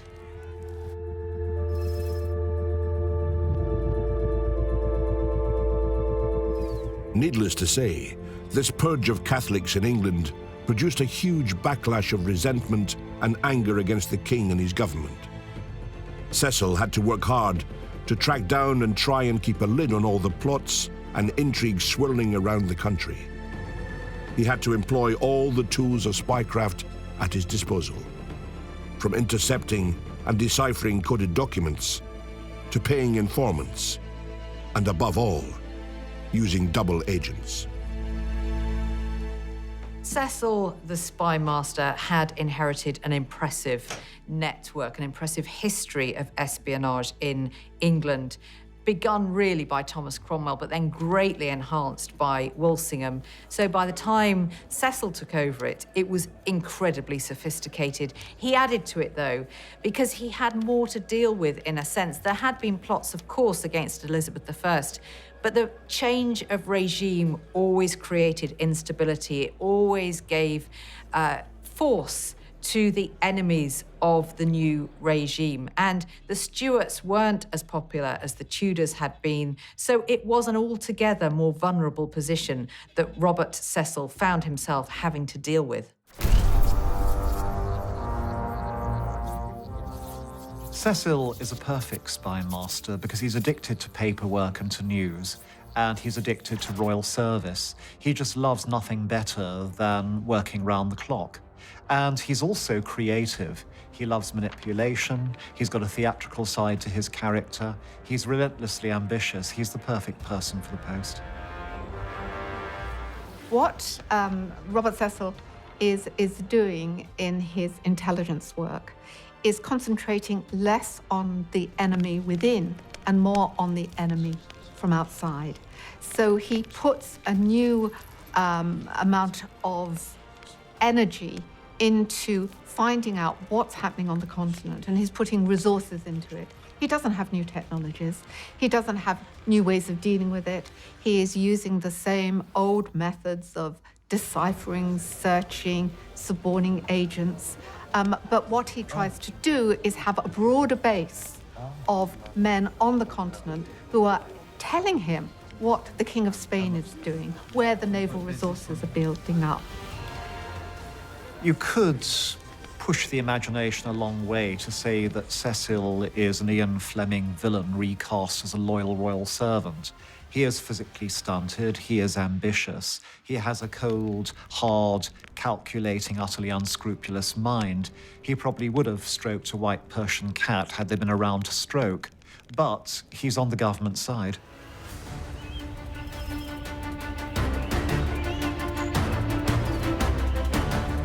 Perhaps the most infamous of all the assassination attempts on the king was the so-called Gunpowder plot. The plan was simple. Plant dozens of large barrels of gunpowder under the Palace of Westminster, and then blow it up while King James was sitting in the main chamber above during the opening of Parliament, killing him and most of the government instantly. Probably the most crucial threat or plot that Robert Cecil had to deal with was the Gunpowder plot. We've got approximately a dozen disaffected Roman Catholic aristocrats that wanted to get rid of the cabinet and the king and re-establish Catholicism. And the idea was to put 36 barrels of gunpowder under the House of Lords and blow the whole rotten lot to kingdom come and re-establish England as a Catholic country. The Gunpowder plot is an extreme reaction by a small bunch of utterly unusual young Catholic men. They're violent by nature. They're absolutely crammed full of martial arts. They have a very high proportion of recent converts or recent converts to zealous Catholicism. And they are basically people at odds with the world and looking for glory. They're exactly the kind of profile from which a jihadi is constructed. They represented a rebirth of passion against suppression, against all the anti-Catholic measures that had been introduced. They were not going to take it from James. So just 2 years into his reign, they plotted something so devastating, so audacious, that it really does draw parallels with the major terrorist threats of today. They wanted nothing less than the destruction of the entire regime. They were going to achieve it by blowing up the king and parliament.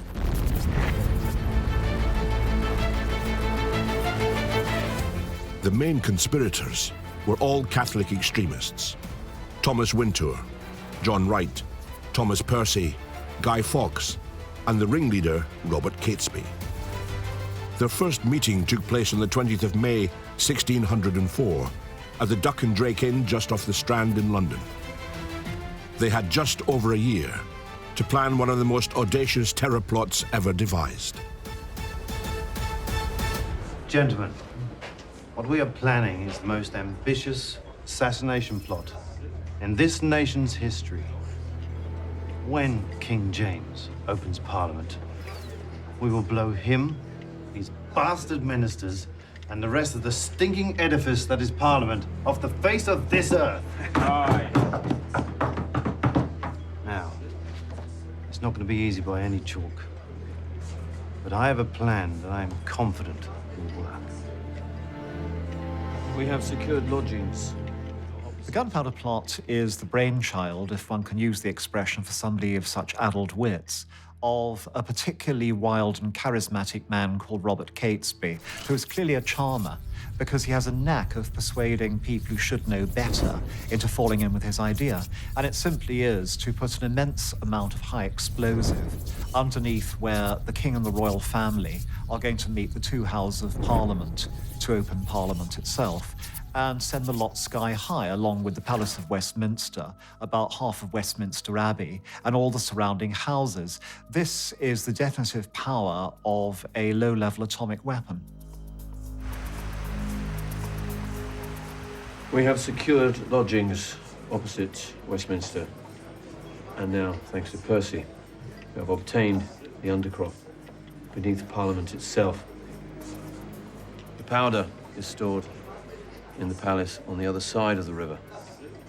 And so we will need to move it across first to the lodgings and then to the undercroft bit by bit. Yes, the barrels will be moved across the Thames at night and land on the steps here, and then moved to the chambers underneath Parliament itself. And then we wait. We wait till the state opening, and boom. Gentlemen, it is set. With their plan set, the group moved fast. One of the plotters, Thomas Percy, rented a small property and a cellar right under the Palace of Westminster. And Guy Fawkes, using the pseudonym John Johnson, moved in, posing as Percy's servant. Then the plotters used Robert Catesby's lodgings in Lambeth on the opposite bank of the Thames, where they stored the barrels of gunpowder. There is immense difficulty for a modern mind in trying to understand how the Gunpowder Plot could get that far, because mentalities are so different then. There really is no security about the Palace of Westminster. It's a whole bunch of private tenements and sublets on which nobody checks up. And nobody has ever tried to use high explosive in a conspiracy in this manner before in history. So it really is something unthinkable. And finally, the gunpowder itself is an unknown quantity.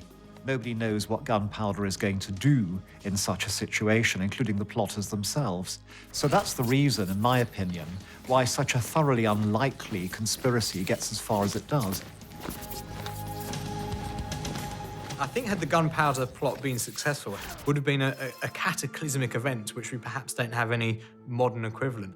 The way that it would have changed the future of England, the future of what would become the United Kingdom, the political dimensions, religious dimensions, moral dimensions, would have been absolutely enormous. the emotional impact of the Gunpowder Plot, especially if it had worked, would have been the equivalent of 9/11 in those days, because, you know, it was shocking, and killing the monarch was something you just didn't do. And it's impossible to be accurate about the consequences, but they would have been very widespread and very long-lasting.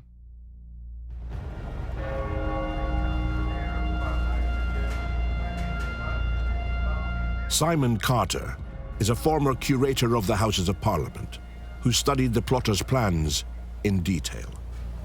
Nothing remains of the 17th century buildings that they planned to blow up. But even today, it's easy to get a sense of the scale of the terrorist attack they were planning.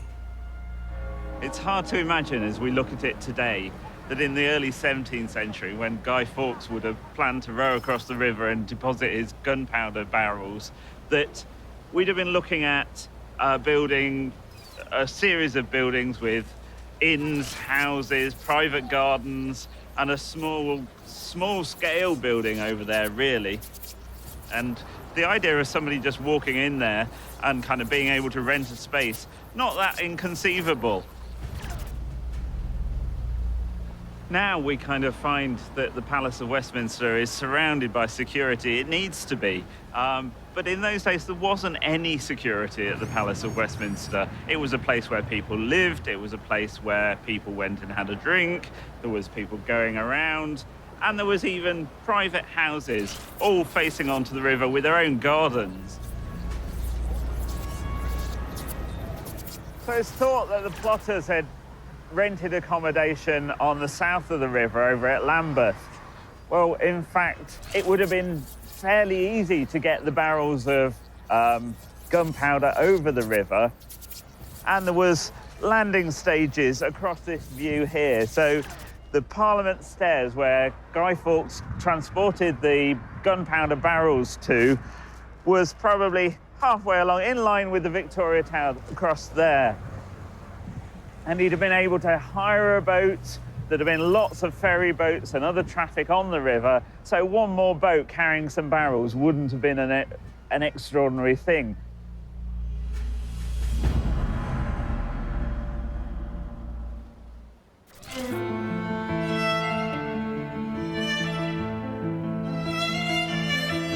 The only remaining feature from the time of the Gunpowder Plot is the entrance to the House of Lords, which today is in the same location as the doorway that James I would have used. There's absolutely nothing left of the medieval buildings and the 17th century chamber of the House of Lords, which Guy Fawkes planned to blow up. It all got swept away, partly in the early 19th century in order to redevelop the House of Lords for new buildings, and then later on, the rest of the buildings that had survived were burnt in a fire and demolished in order to build this building here. So none of the cellars, none of the chamber itself, and none of the accommodation that Guy Fawkes would have known in his time is here anymore. The gunpowder plot would probably have succeeded. He confined a large amount of gunpowder inside the basement of a building which was stone built and which had got solid rubble walls that were about 2 or 3 feet thick and without many exits. So all of that explosion, had he succeeded, would have gone very much upwards, and there was only a relatively simple wooden floor between the King's throne at the far end of the House of Lords and the gunpowder barrels which were stored just below it in the cellar. If the gunpowder plot had succeeded, the chamber and the House of Lords, with all its assembled king, royal family and dignitary, would have been blown to smithereens. It would have been one of the most major explosions that London had ever seen.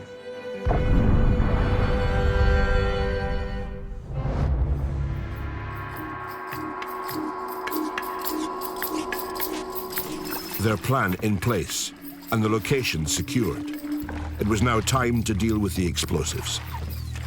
According to Fawkes' written confession, 20 barrels of gunpowder were brought across the River Thames at night, followed by a second load of 16 more.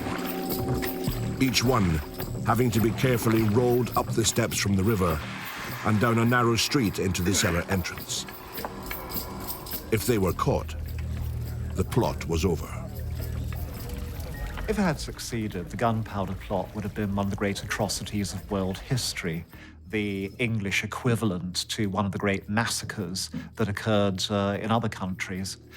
It could have happened had the plotters managed to keep the plot within their own ranks. The only problem with the plot is that in order to get it to succeed once it's gone off, you need to have quite a few people knowing about it so they know what the plan B is. And the problem with having quite a few people knowing is it's going to leak. Had the Gunpowder Plot have succeeded, it would have not only changed the course of British history, but world history.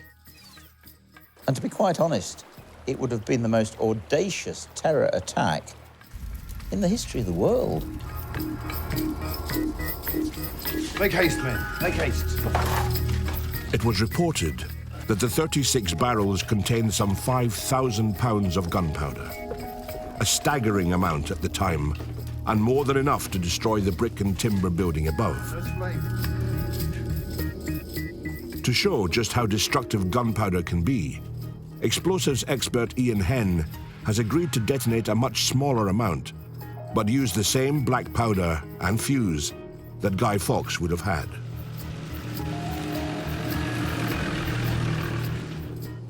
The plan is we're going to have a test of a small explosion first, with it being unconfined and in all directions. We'll have to start with a small explosion of about a pound, and we'll see how we go with that.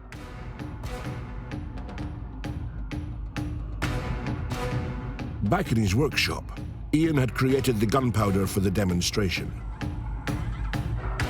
He mixed up a small quantity of charcoal, potassium nitrate, and sulfur, and ground them into a fine powder to create the final material that would be loaded into the barrel. But before taking it up to the site, he tested it to make sure it fired up successfully. Okay, firing the powder.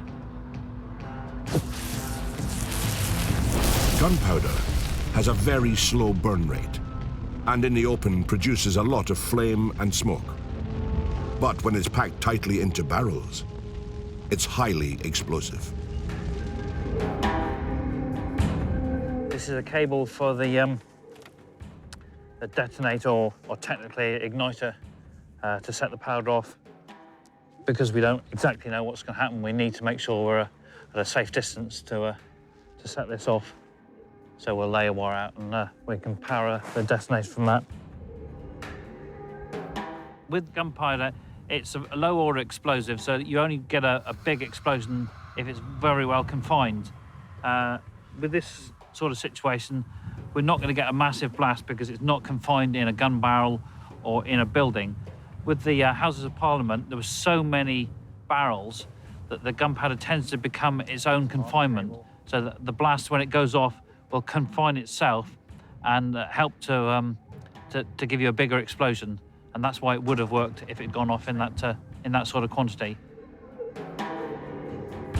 This is a pound of gunpowder, and we'll see the sort of explosion this makes very shortly. But to give you some sort of idea, in the House of Parliament, they were supposedly caught with 5,500 pounds of powder, or somewhere in that region. So they're really talking about quite a large amount of gunpowder. So we've got a box ready. We'll just top it up, and then we'll get on and get it set up. Ian has filled a wooden box with about 10 pounds of gunpowder, only a fraction of what would have been in each of Guy Fawkes' barrels. But it would give a good indication of the scale of the blast that was being planned. This is modern coarse blasting powder. It's very similar grain size, perhaps a little smaller than they would have used, but it's a lot bigger than you'd use in a musket or a small firearm.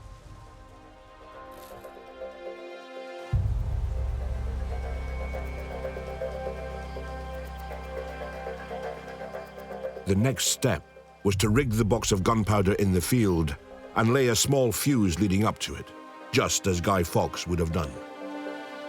The difference today is that Ian will be detonating the blast from a safe distance using an electrical charge, whereas Guy Fawkes would have had to have been next to the barrels and lit it by hand.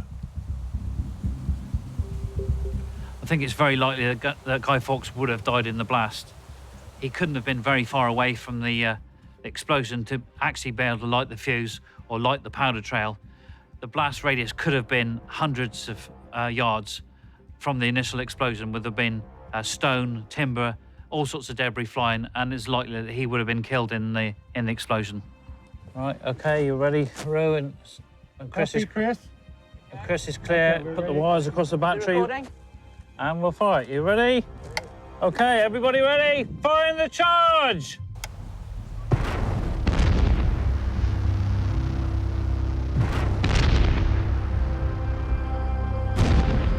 The modern equivalent to the gunpowder plot was 9/11.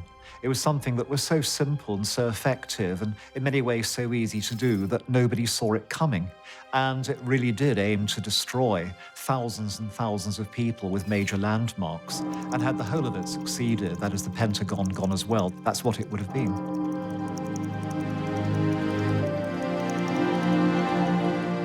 By the late autumn of 1605, everything was ready. All Guy Fawkes had to do was light the fuse and then escape quickly to France. The barrels were in place and the date of destiny was fast approaching, the 5th of November. Remember, remember the 5th of November. Gunpowder, treason, and plot. What happens next is truly astonishing. Lord Monteagle, a Catholic peer who was also married to the sister of one of the plotters, received a letter on October 26th, warning him not to attend the state opening of Parliament on November the 5th. Just days before the opening of Parliament, Lord Monteagle, a prominent member of the cabinet, receives a letter, an anonymous letter, warning him not to attend the opening of Parliament because his life will be in danger.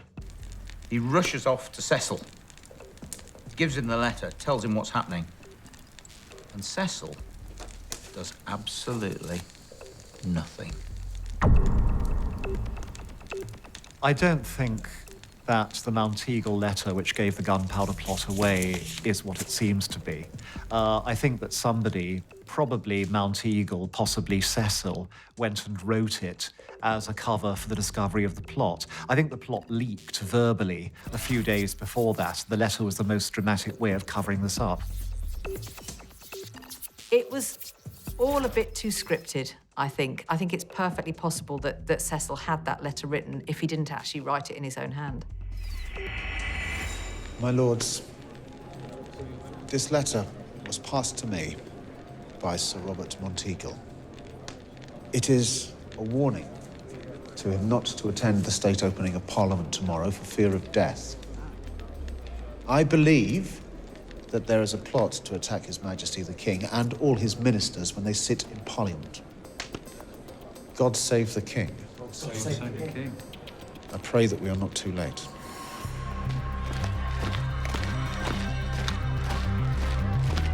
Surprisingly, Cecil sits on the letter for about a week before informing the king, who immediately orders a sweep of Parliament, including the cellars.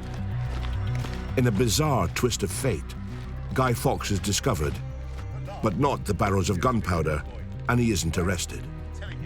It was only when a second search was ordered by Cecil that he's captured and the barrels are found, hidden under piles of wood and tree branches. Legend has it that Robert Cecil could well have been behind the gunpowder plot and was using it to discredit the Catholics. I think it's more likely that through his spy network that he knew that this was going to happen, but rather than cutting it off straight away, he let it run. So that literally just before the fuses were lit, he then stopped it, which of course then had a much greater impact because the country realised that they were going to lose the king and the whole of Parliament. And this meant that he could bury these Catholic plotters forever.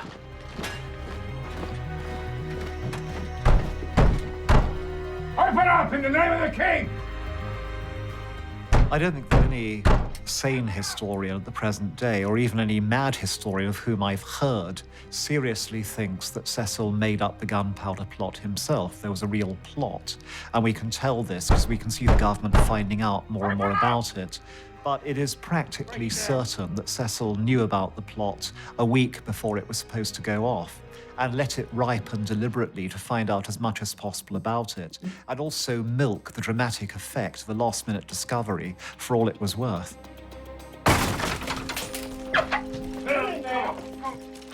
But to be honest, on reflection, there are certain anomalies that make me wonder whether Robert Cecil was behind the Gunpowder plot. When you actually think that they somehow managed to get 36 barrels of gunpowder from where? And hire a cellar under the House of Lords and fill it with these barrels of gunpowder without anybody noticing. I sometimes wonder, there could be more in this than anybody realises. It's extraordinary to think that this group of Catholic conspirators could have gone about London amassing an extraordinary quantity of gunpowder, have started to stay in houses close to Parliament, build up this little terror network without his knowledge. It defies belief. I think Cecil let it play out until the crucial moment, and then, of course, got there in time to stop it. If indeed he was playing that game, it was a very dangerous game because, I mean, yes, the gunpowder plotters weren't that bright. They didn't really cover their tracks. There is some suggestion that they were really quite drunk most of the time. I suppose you'd have to be to do something like that. But nevertheless, he did leave it to the very last minute to basically rummage around in the crypt of the Houses of Parliament and find Fawkes and the gunpowder. I mean, it was more luck than good management, perhaps, towards the end of that. The great problem that Cecil faced with the Gunpowder plot was how fast let it go on. And of course, if he let it go on too long, if he didn't press the button that would have gone and stopped the plot and round up all the plotters, then there was a real chance that Parliament would have gone bang, and we know what would have happened since. The country would have become a Catholic state, and history would have been rewritten. So knowing precisely when to press that button to stop a plot is crucial, and Cecil did press it at the right time. But the risks of pressing it too late or not pressing it at all are absolutely catastrophic.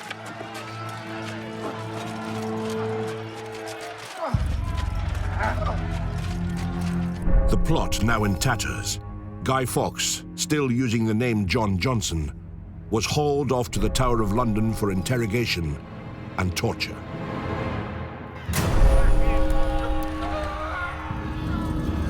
Come on, just one name. No! Right, rack him again. The king demanded to know who was behind this plot. And after a week or more of brutal punishment, Fawkes eventually gave up his fellow plotters, and they were all executed. What could have been the most atrocious terrorist attack on British soil had been averted. If the Gunpowder plot had succeeded, it would have been the single greatest act of terror ever, perhaps even from today. You know, there is no comparator to that seismic event that it would have been. It would have swept away an entire regime. It would have been pretty much the end of the Stuarts, just 2 years into their rule in England. Who would have been the new king? Who would have been the new parliament? They would have had to have pretty much started from scratch. We would have had a completely different royal family. Very little material from the plot has survived down through the years. But the Ashmolean Museum in Oxford has Fawkes's lantern, and the National Archives in Kew has his original signed confession. One of the curators at the archives, Nick Barrett, agreed to take it out of the vaults and reveal its content. This is the signed confession of Guy Fawkes, just a few days after he'd been captured in the cellars of Westminster Palace, surrounded by barrels of gunpowder. He's taken to the Tower, and on the personal instructions of the King himself, he is tortured. Gentle at first, but increasing pressure to extract this confession. By the 9th of November, when this is signed, he's given it all up.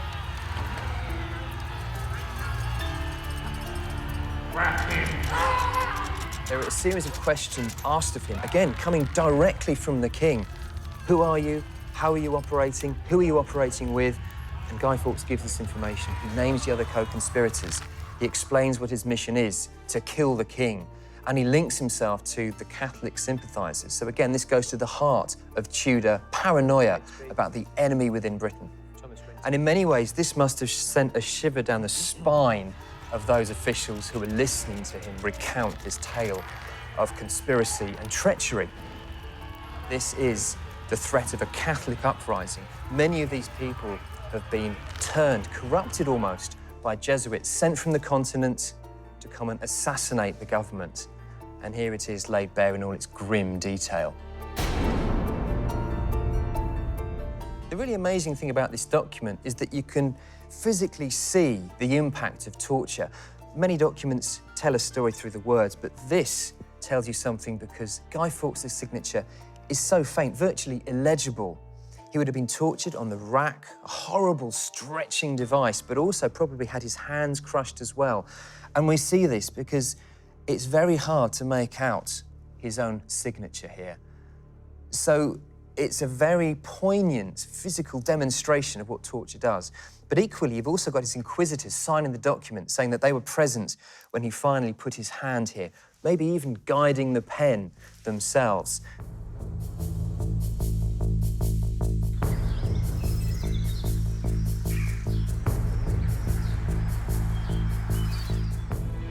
In the end, Robert Cecil had a spectacular career by any political yardstick, rising to hold jointly the two highest civil offices of the land during the reigns of both Elizabeth I and James I.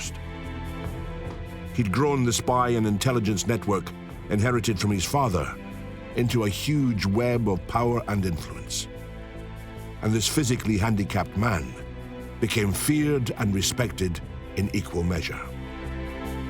But in the end, Robert Cecil will always be best known for foiling the most ambitious terror plot in British history and maintaining Protestant rule in England. Robert Cecil will always be remembered for two of the most crucial moments in British history: the succession after the death of Queen Elizabeth and the Gunpowder Plot. Robert Cecil should be remembered as one of the greatest royal ministers ever to serve the English state. It's ironic that about the only thing for which he is remembered, if he's even remembered for that, is he's the guy who stops the Gunpowder Plot. Robert Cecil did benefit more than anyone from the foiling of the Gunpowder Plot. It does, therefore, at least raise the question as to just how involved he was in the creation of that plot. It certainly worked out brilliantly. He could not have scripted it better. Was he behind it? I think there is quite compelling evidence.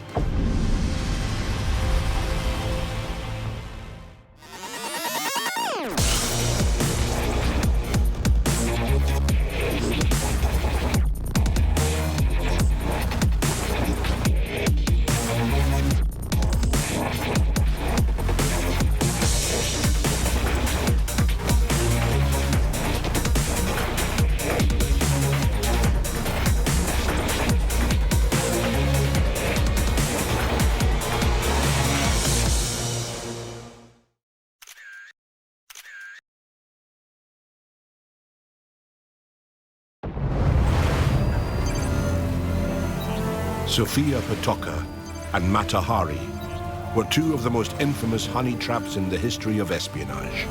Beautiful and seductive in equal measure, They used their charms to entrap legions of men. They were able to infiltrate the very highest circles of European society, affording them unprecedented access to the emperors, generals, and monarchs of the day. They then sold their secrets to the highest bidders, acting as multiple double agents. Two ladies playing a very dangerous game, who became the ultimate femme fatales. Sophia Potocka was one of the great enigmas of late 18th century, early 19th century Europe. But the great question is, was she also a spy? This is a peasant who started in the potato fields and ends up at the end of her life in the palaces of Europe. In my opinion, Mata Hari was guilty of absolutely nothing, except, unfortunately, being Mata Hari. Was she an exotic dancer? Was she a stripper? Was she a prostitute? And I hate to say this, but I would think that she was probably all three. The Germans recruited her as a spy. The British thought she was a spy.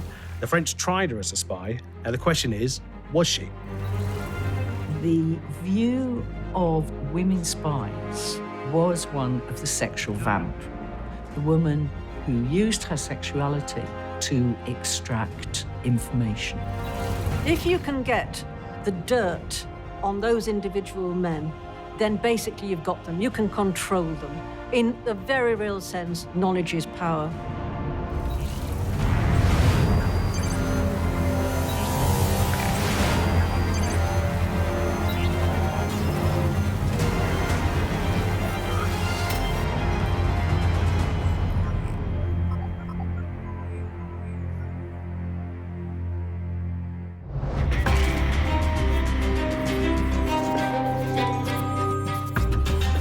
Sophia Potocka was born in 1760 in Turkey and raised in Constantinople with her sister. When her father, a local hat maker, died suddenly, her mother was forced to find a new benefactor for the family. So she took her two daughters to the Polish ambassador, who agreed to take them in. It's thought that perhaps she took them to various embassies, try and sell them off, to the highest bidder, but certainly the Polish embassy was a good place to take them because someone who worked there was infamous for procuring prostitutes for the embassy and indeed the court. So basically they bought the two girls.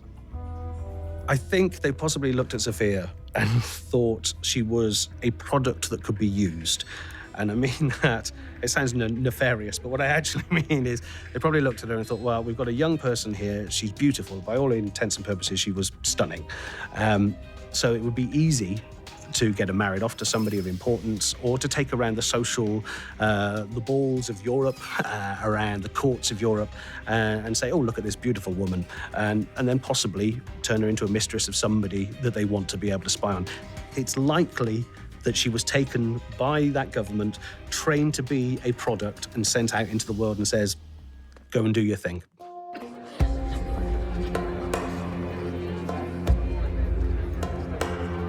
Sophia marries a successful military commander, Count Joseph de Witt, and starts attending functions with him across Europe in the royal courts of Germany, Austria, and Italy.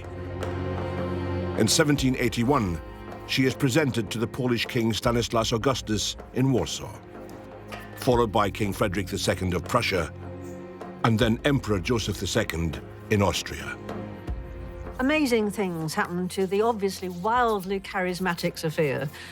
For example, she met the Austrian Emperor Joseph II, who was so taken with her. Obviously not just her beauty, he met hundreds of people, thousands of people a year, including wildly beautiful women, I should imagine. But he was so taken with her that he did two things. One was he got a little-known composer called Mozart to write her a special composition. The other thing was he wrote to his sister, Marie Antoinette, and said, you must meet this girl. She's amazing. And indeed, you know, it sounds like a fairy tale, but this is what happened. The two women did meet. Sophia went to Versailles, to the Petit Trianon, and met Marie Antoinette, and guess what? They became great buddies. I mean, she was a beautiful woman being shown off to very famous people at the time. If you take Mozart, for example, he's the rock star of the time, right? Or the generals were the rock stars of the time. So she was thought of as an attractive groupie in a way, and that was a way of sort of latching her on to somebody famous.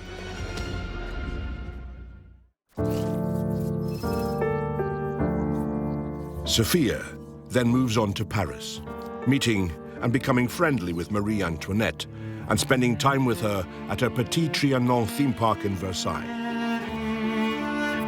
But like all her liaisons and acquaintances before her, it's likely that her ingratiation with the French court was part of a greater plan engineered by the Polish ambassador to gain access to people of real power and influence. Let's not forget that Sophia and her sister were bought by the Poles, and they obviously would want a return for their money. I mean, not just in sexual favors. You know, they had these two streetwise girls, very young girls, but they weren't just beautiful. Sophia wasn't just beautiful. She was also very intelligent. And it must have occurred to them that they could have basically placed her in, well, virtually any influential man's bed.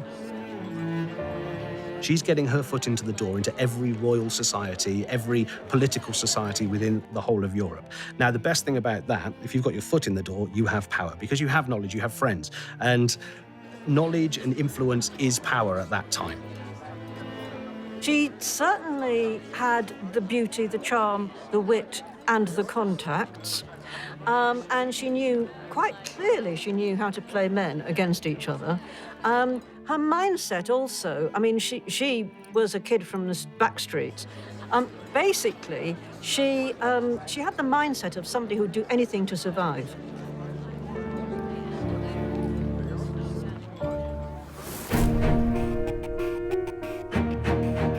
Ian Rowland is a mentalist who has trained FBI agents in many of the mind-reading techniques employed in espionage. Techniques that Patoka may well have been trained in. I suppose you could say there's a very fine line between seduction and espionage. When we look back at some of the stories of the more well-known spies, especially the female spies, I'm sometimes asked if this is something to do with cold reading techniques and so on, and there may have been a bit of overlap, but I think it's perhaps more relevant to talk about the techniques that we can use even today to encourage people to cooperate, to encourage people to feel that they want to communicate, they want to cooperate, they want to share information. And there are certain things that you can do that encourage people along that line, engender that kind of spirit of cooperation. And for all we know, some of these very well-known female spies may have been using a whole armory of those sorts of techniques. One of them, for example, is using as many different modalities of communication as possible. It's not just what you say, but also making physical contact. You know, a light brush of the hand on the arm can make a difference. It's submissive posturing and gestures, chin down, eyes up. This is submissive. It's like saying, I'm low status to you, you are high status, I give you respect, I give you high status, I give you that feeling of ego, which of course many men would find quite seductive. And knowing all of these different things that you put together can be bracketed as either good seduction or good espionage technique. Ian agreed to demonstrate some of the skills that agents like Patoka would have used in order to coax information from a target. He asked an assistant to bring along a simple drawing they have made and then seal it within a signed brown envelope.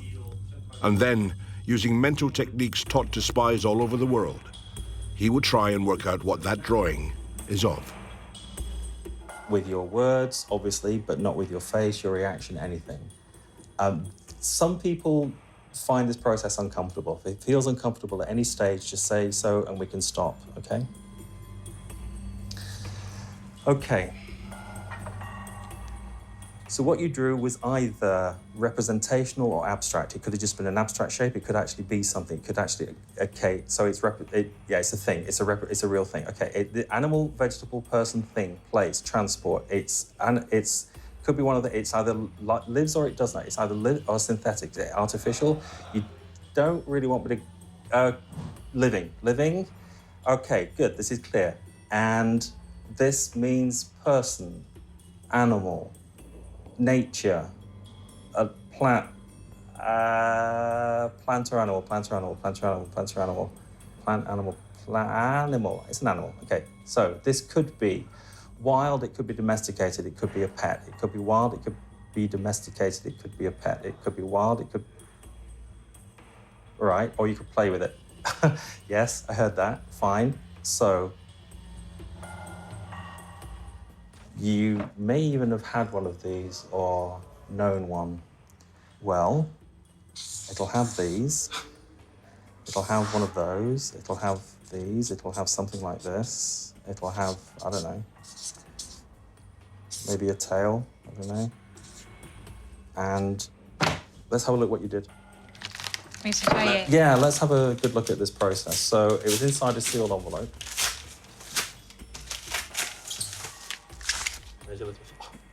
Wow, you did give it a good burial. Yeah, I did. Okay. And we had... It's not perfect. Okay. But it was perfect enough, I think. It's close enough. We got this. Thank you very much indeed. You're Thank welcome.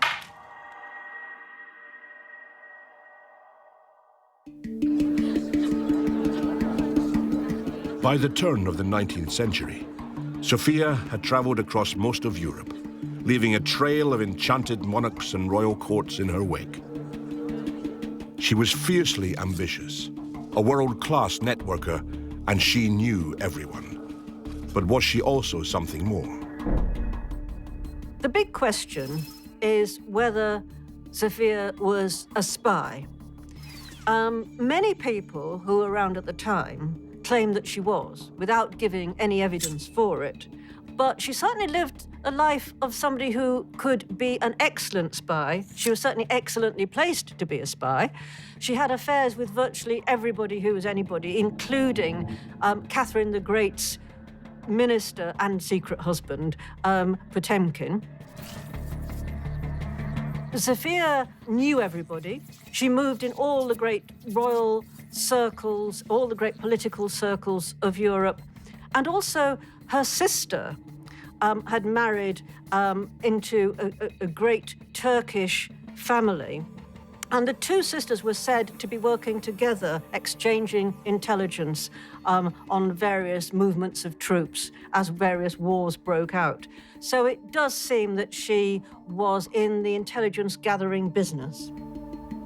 You have to understand that Sophia lived in a society and an age where sleeping with the enemy was the done thing.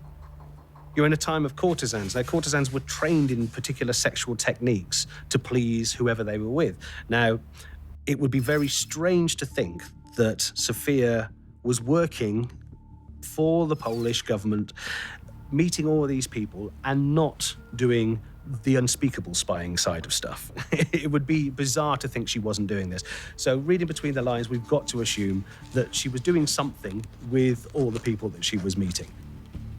A honey trap is using an attractive woman to bed someone, to bed a man in a position of power, and for fear of his wife finding out or his superiors finding out if it's not allowed in the profession he's in, he will be given a choice. We will tell your wife or you will start to provide intelligence for us. And often it's an easy calculation to make for the person who's been caught in the honey trap. And often the results can be very, very effective.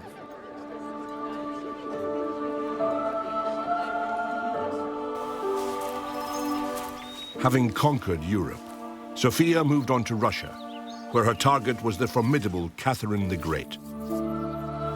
Using her contacts and royal connections, she was easily able to get an audience with the Queen, who was, according to reports, very keen to meet this little beauty. They quickly hit it off. And Sophia became a close confidant to one of the most powerful and influential women on the planet. There she was, this stunningly beautiful young girl, this dashing major. They lit up every room they went into. They were the talk of all the salons. They went to Berlin, they went to Russia, you name it. She was soon curtsying to Catherine the Great of Russia, and she became a friend of hers. I mean, how did that happen? This girl from the back streets of Constantinople, she was a remarkable woman. Sadly, her relationship with Catherine would be the last chapter in Sophia's remarkable life. She became increasingly unwell and mentally unstable, accusing the Polish Illuminati of messing with her brain. She died in Berlin in 1822, aged 62. Sophia Potocka is possibly one of the greatest spies in history. I would say the most forgotten about spy, which makes her the best, in my opinion. Because it's only recently that we suddenly put the jigsaw pieces together and we realise that this woman who was seeing everybody, all the crowned heads of Europe, all the rock stars of the time, and she's seeing all these people, and we realise that only now we realise, well, she must have been a spy, because you wouldn't have been doing that otherwise. You've come from nothing, you end up being this fantastic film star of the time. So to me, she's the one that's going to go down in history as one of the greatest spies who ever lived. Well, if Sophia Potocka was a spy, she was certainly in the right place and at the right time. She made sure she was. It's impossible to say definitely, but given that there were all these rumours of her spying, and given how she operated, just simply how she played men off against each other, how she used her beauty, how she used her native intelligence and her charm, almost certainly it involved a lot of pillow talk, it involved a lot of flattery. I mean, she was probably one of the world's best female psychologists when it came to playing men.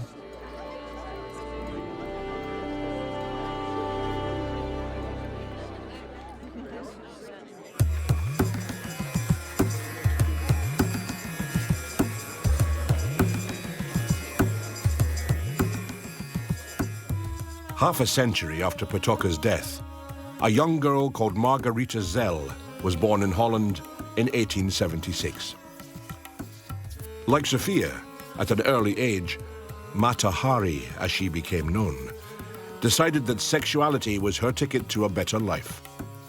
So in the mid-1890s, she boldly answered a newspaper ad seeking a bride for Rudolf MacLeod, a military captain based in the Dutch East Indies.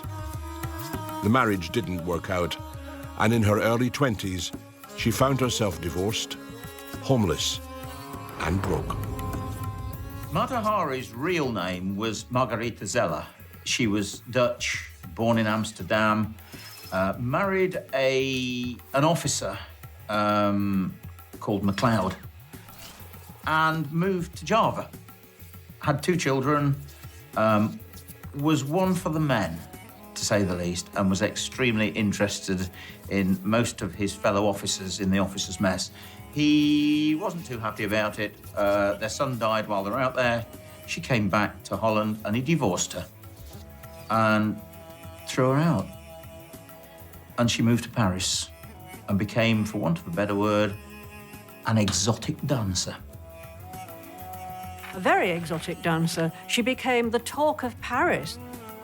Her speciality was a sort of striptease in which she would get down to a sort of jewelled bra and very little else. Well, maybe a few strategically placed other gems.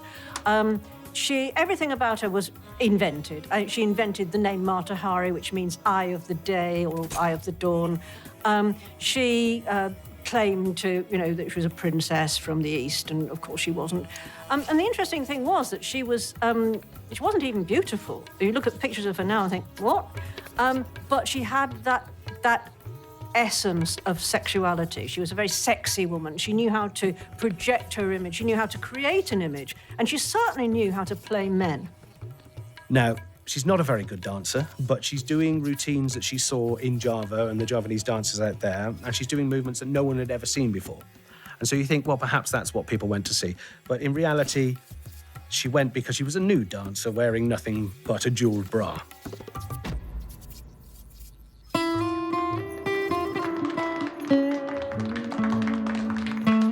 Promiscuous, flirtatious, and openly flaunting her body, Mata Hari became something of a sensation in the salons and clubs of Parisian high society.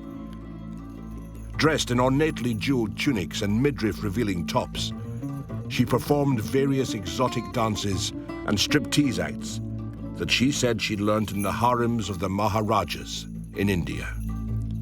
She quickly gathered a loyal group of wealthy and influential male patrons.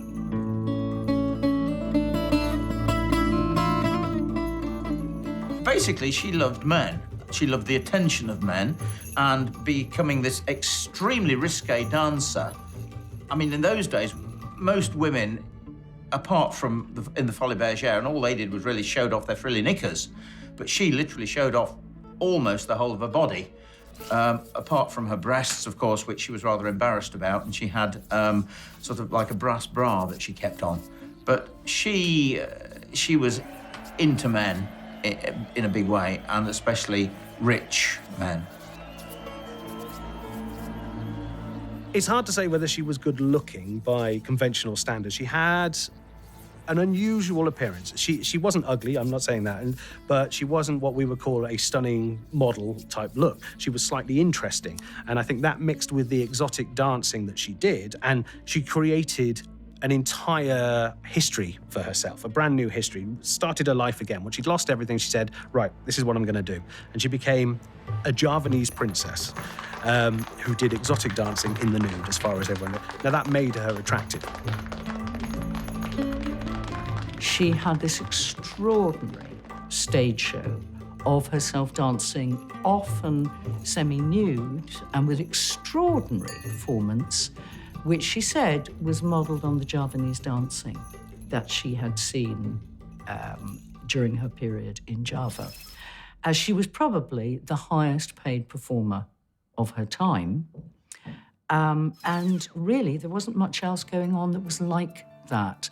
People either loved her or they were profoundly shocked by her. At the start of World War I in 1914, Mata Hari was said to have been recruited into the German Secret Service by one of her lovers, Berlin's chief of police. She continued giving risque dance performances across Europe, but all the while secretly transmitting intelligence reports to her German handlers. Mata Hari had a penchant for soldiers, particularly officers, and any woman that's going to be sleeping with a lot of officers is going to arise suspicion. Because she was from the Netherlands, when war broke out, she's not French, she's not German, she's not British. She can sleep with any of them, and it's not a problem because she is neutral. And that's what allowed her to go between all the countries. She was never stopped or anything because she wasn't in the war, she wasn't included. So if she slept with a German general, well, that's not a problem. Or she slept with some French general, it's not a problem. So you just assume that she must be spying for somebody at some point. And eventually, she was bought by the Germans because she ran out of money. Basically, she was asking for money. This general goes, all right, I'll give you a load of cash if you spy for us. She then takes the cash, goes off again on holiday around Europe and has a great time. Comes back to the Germans and just says, ran out of money, can I have some more money? And they said, no, because you're a rubbish spy. They actually turned to her and just said, you're so bad, we don't want you, unless we will only give you money if you go to spy school for us in Germany. And so she was shipped off to Germany and ended up actually for a week or so being trained in some spy seminar on what she should actually be doing for her money. Was she an exotic dancer? Was she a stripper? Was she a prostitute? I would think that she was extremely fond not only of men, but of money and of power. And I hate to say this, but I would think that she was probably all three. I think you have to consider what the context was of the time. She was an exotic dancer. She was unusual. She was very public. She was also having a string of affairs with politicians, businessmen, and very high-ranking military officials, including German military personnel. And by 1915, Britain certainly had her under surveillance. Her behaviour was such that it drew attention. It drew the attention of the intelligence services to her. So she might not just have been an agent for the Germans. She might have been a double agent or a triple agent or however many agencies she worked for. She might have even lost track herself, basically. But of course, that is an extraordinarily difficult and dangerous game to play. And she found out it was no game at all. Such were the dangers that she faced. It was known that Mata Hari carried a number of exotic firearms that she'd had made especially for her, and that could be concealed in her purses or on her person as everyday objects. John Baker, from Baptiste Armourers in London, has a working collection of some similar weapons from the period. This is what looks, to all intents and purposes, as an umbrella. It actually operates like an umbrella. It opens up. Hope you don't get any bad luck. But in actual fact, it's a firearm. It's actually a disguised firearm. It's like a shotgun, and it fires a shotgun cartridge. If I open it up and show you, you can see here, there's the chamber. There is a cartridge. The cartridge loads into the chamber, and we load it and fire it.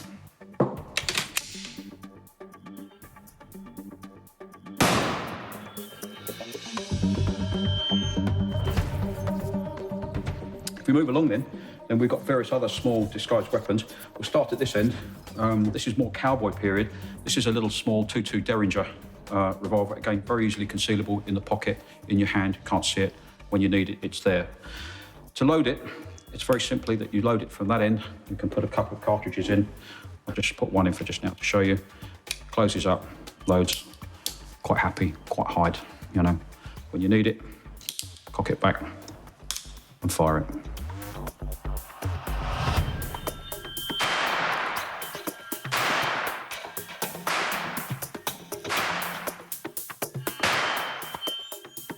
It's the sort of thing that you could seal very easily amongst your clothing, in a bag, in a suitcase, in a purse even, if you're a woman, or in your pocket, you know. Very easily concealable. Nice small gun. Doesn't have to be very big to do the job.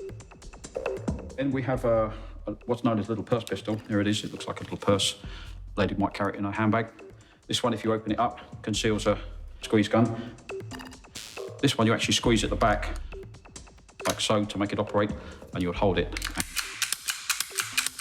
Magazine would hold about 4 or 5 rounds in it, and as you squeezed it, it would load and fire and eject, okay, just like a normal thing. Again, another nice little spy gun type thing if you want. Again, could be concealed in your pocket, doesn't have to be in the purse, but it's the sort of thing that would use for close protection, something at point blank range when you really had to. You couldn't run away, you had to stand and fight, something like that. This particular one, it's quite an interesting one. This is actually a pen, and you can sometimes write with these. I think you can just see it on my hand there. You see it actually got a bit of ink in it. But this is actually a 2.2 spy pen gun, the sort of thing that might be used by Soviet or American or British spies. It's a very simple device. What we do is we unscrew the end, take away the actual writing implement, which is that bit, which comes out. That's also the rammer for getting rid of the empty case, which I'll show you in a minute. We then unscrew the rest of the barrel. That bit is the barrel. We can load a 2.2 cartridge, which would go into it like so. I'm going to actually put this one in, because the live cartridge will eject that. Again, the ejector. Check that out. If we put the cartridge in, we load it, like so. And to fire it, it's very simple. We simply pull back and let it go, and it will fire. That easy.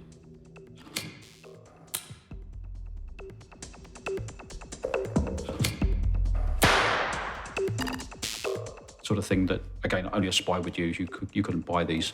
These are specially made. This is the sort of thing that is ideal for using in the espionage game. Absolutely perfect.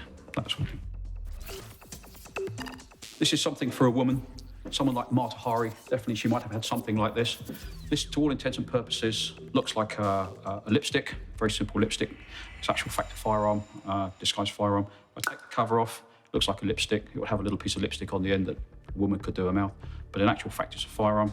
If we unscrew it, it would take in there a little 2.2 or a 38 perhaps, depending on what they're made for.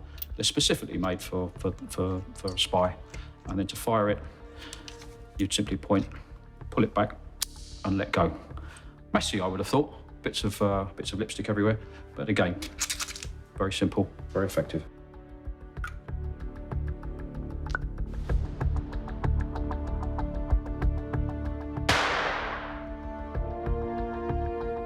The likelihood is that Mata Hari lived in a society where people would carry weapons around with them.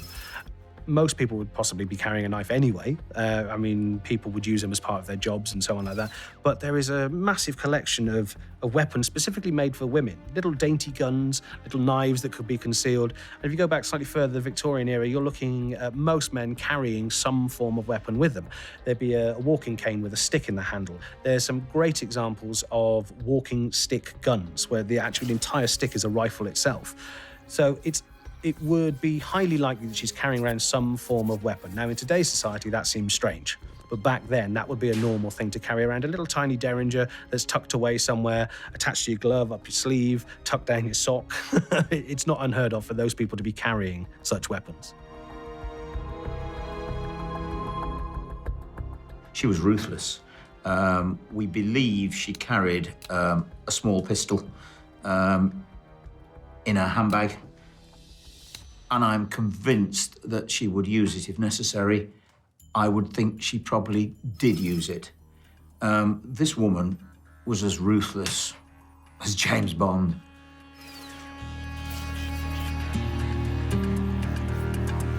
Eventually, Mata Hari's luck ran out, and in early 1916, she was traveling from Spain to England by boat when she was picked up by the police and taken to London for questioning, suspected of being a German agent. Basically, the whole of Europe believed she was a spy. The French, the Germans, definitely the British, all believed she was a spy.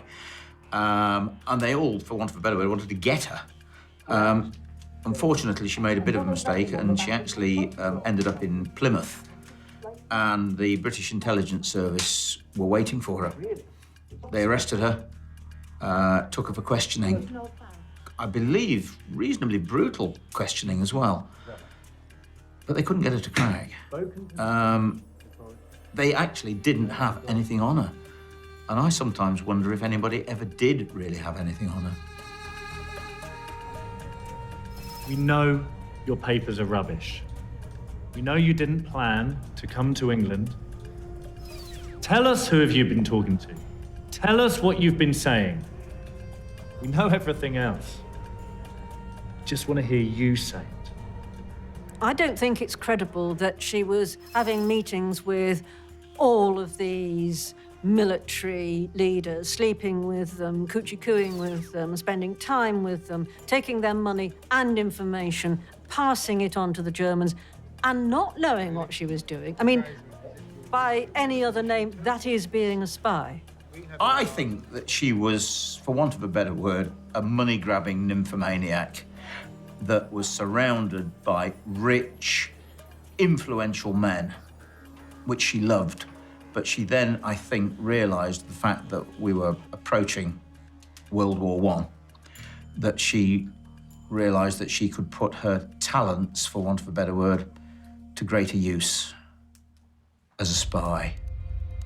On February 12th, you were seen meeting with the German attaché in Madrid. Why would you be meeting with him? Like I said, he's an old friend. Oh, he's an old friend. Go on, tell us, what did you say to him? Mata Hari basically did not respect men. Like a lot of prostitutes or courtesans, men were seen as suckers, people who paid the bills, people to be flattered and wheedled and seduced, but never loved. This was never about love. It was never even perhaps about desire. It was about power. Come on, you're gonna tell us. Who is it? Who are those people? And what have you been selling? Come on, you need to tell us now. Tell me now. Are you listening to me? How can I tell you what I don't know? Miss Zell, you seem to do a lot of travelling. You flit backwards and forwards, France, Spain, maybe even Germany, who knows? How can you explain all that? They wanted to know why she travelled to all these capital cities all around Europe.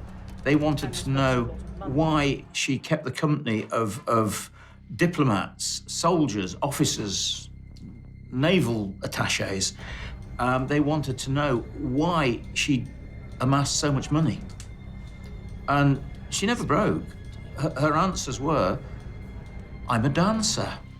It's my profession. I travel, and I get paid very well. We know the money that you have in your accounts. Where are you getting the money from? Who are you speaking to? What are you telling them? I said nothing. It actually sent them bonkers because everything that she was doing, traveling as she did, being paid exorbitant amount of money, was a blueprint for a spy. But they couldn't break her.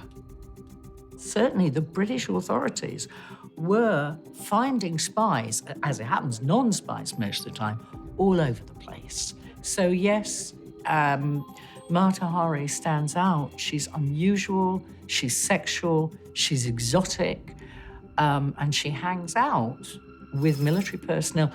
To be fair to Mata Hari, of all countries, I think she was an extremely apolitical and naive individual who just did not realise what sort of danger she was in.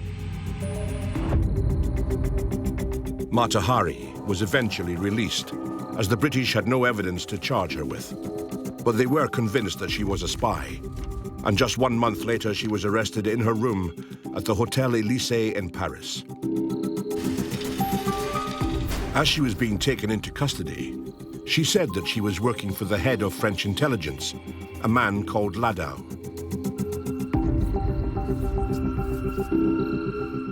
They thought she was a German spy called Clara Bendix. They accused her of this. This is before she was actually imprisoned.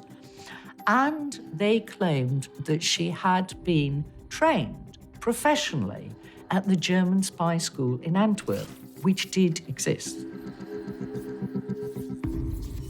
She categorically denied this, absolutely denied that she was, and said that not only was she not a German spy, she had actually been working for Ladau, who had recruited her to work for France. Ladau, meanwhile, completely denies this meeting has ever happened, completely denies that he's given her any money, and completely denies that she's doing anything for France at all. The only evidence they've got that they use against her at her arrest is that she's got invisible ink in her boudoir. Now, she claims it's for use as part of makeup and stuff like this, but in reality, having invisible ink was actually an offence at the time, because the only people who would have this stuff would be spies. So that to them was the sum total of their evidence against her. The trial itself was a complete farce. Her defence lawyer wasn't even allowed to cross-examine the witnesses, not even the witnesses they supplied. The witnesses for the defence weren't allowed to be cross-examined. It was a foregone conclusion that she was going to be found guilty. She was not allowed to walk out of that court as an innocent woman. In July 1916, Mata Hari was put on trial in Paris and sentenced to death for spying against France. Later that winter, on October the 15th, she was executed by a firing squad. She was interrogated and tried and imprisoned in Paris and sentenced to be shot as a spy. She petitioned the French president for clemency, and she genuinely believed that she would actually be reprieved. And then on the morning of October the 15th, 1917, she was in a prison cell, asleep. And two Sisters of Mercy, a priest and her lawyer, came into a prison cell at about 5:30 in the morning and told her that it was time. Her death was a theatrical performance, the best thing she'd ever done. She was woken up just before dawn, and she, typical perhaps of her, she essentially went to her death wearing high-heeled slippers and a nightie. But even though over the top of the nightie she was wearing a silken kimono and a black fur-trimmed cloak with a big black hat and long black gloves. She stood in front of the firing squad and was offered a blindfold. Her solicitor was still with her, and she said to him, "Do I have to have this?" And he asked the officer in charge, and they said, if she doesn't want it, then she doesn't have to wear one. The firing squad stood to attention, raised their rifles, and aimed at her heart. And they fired. She sank to her knees, still staring at the firing squad, and then fell backwards, with her eyes staring at the sky. An officer and an NCO went over to her, and the NCO took out of his holster a pistol, pointed it at the left-hand side of her brain, and pulled the trigger. And Mata Hari was definitely, at that point, dead.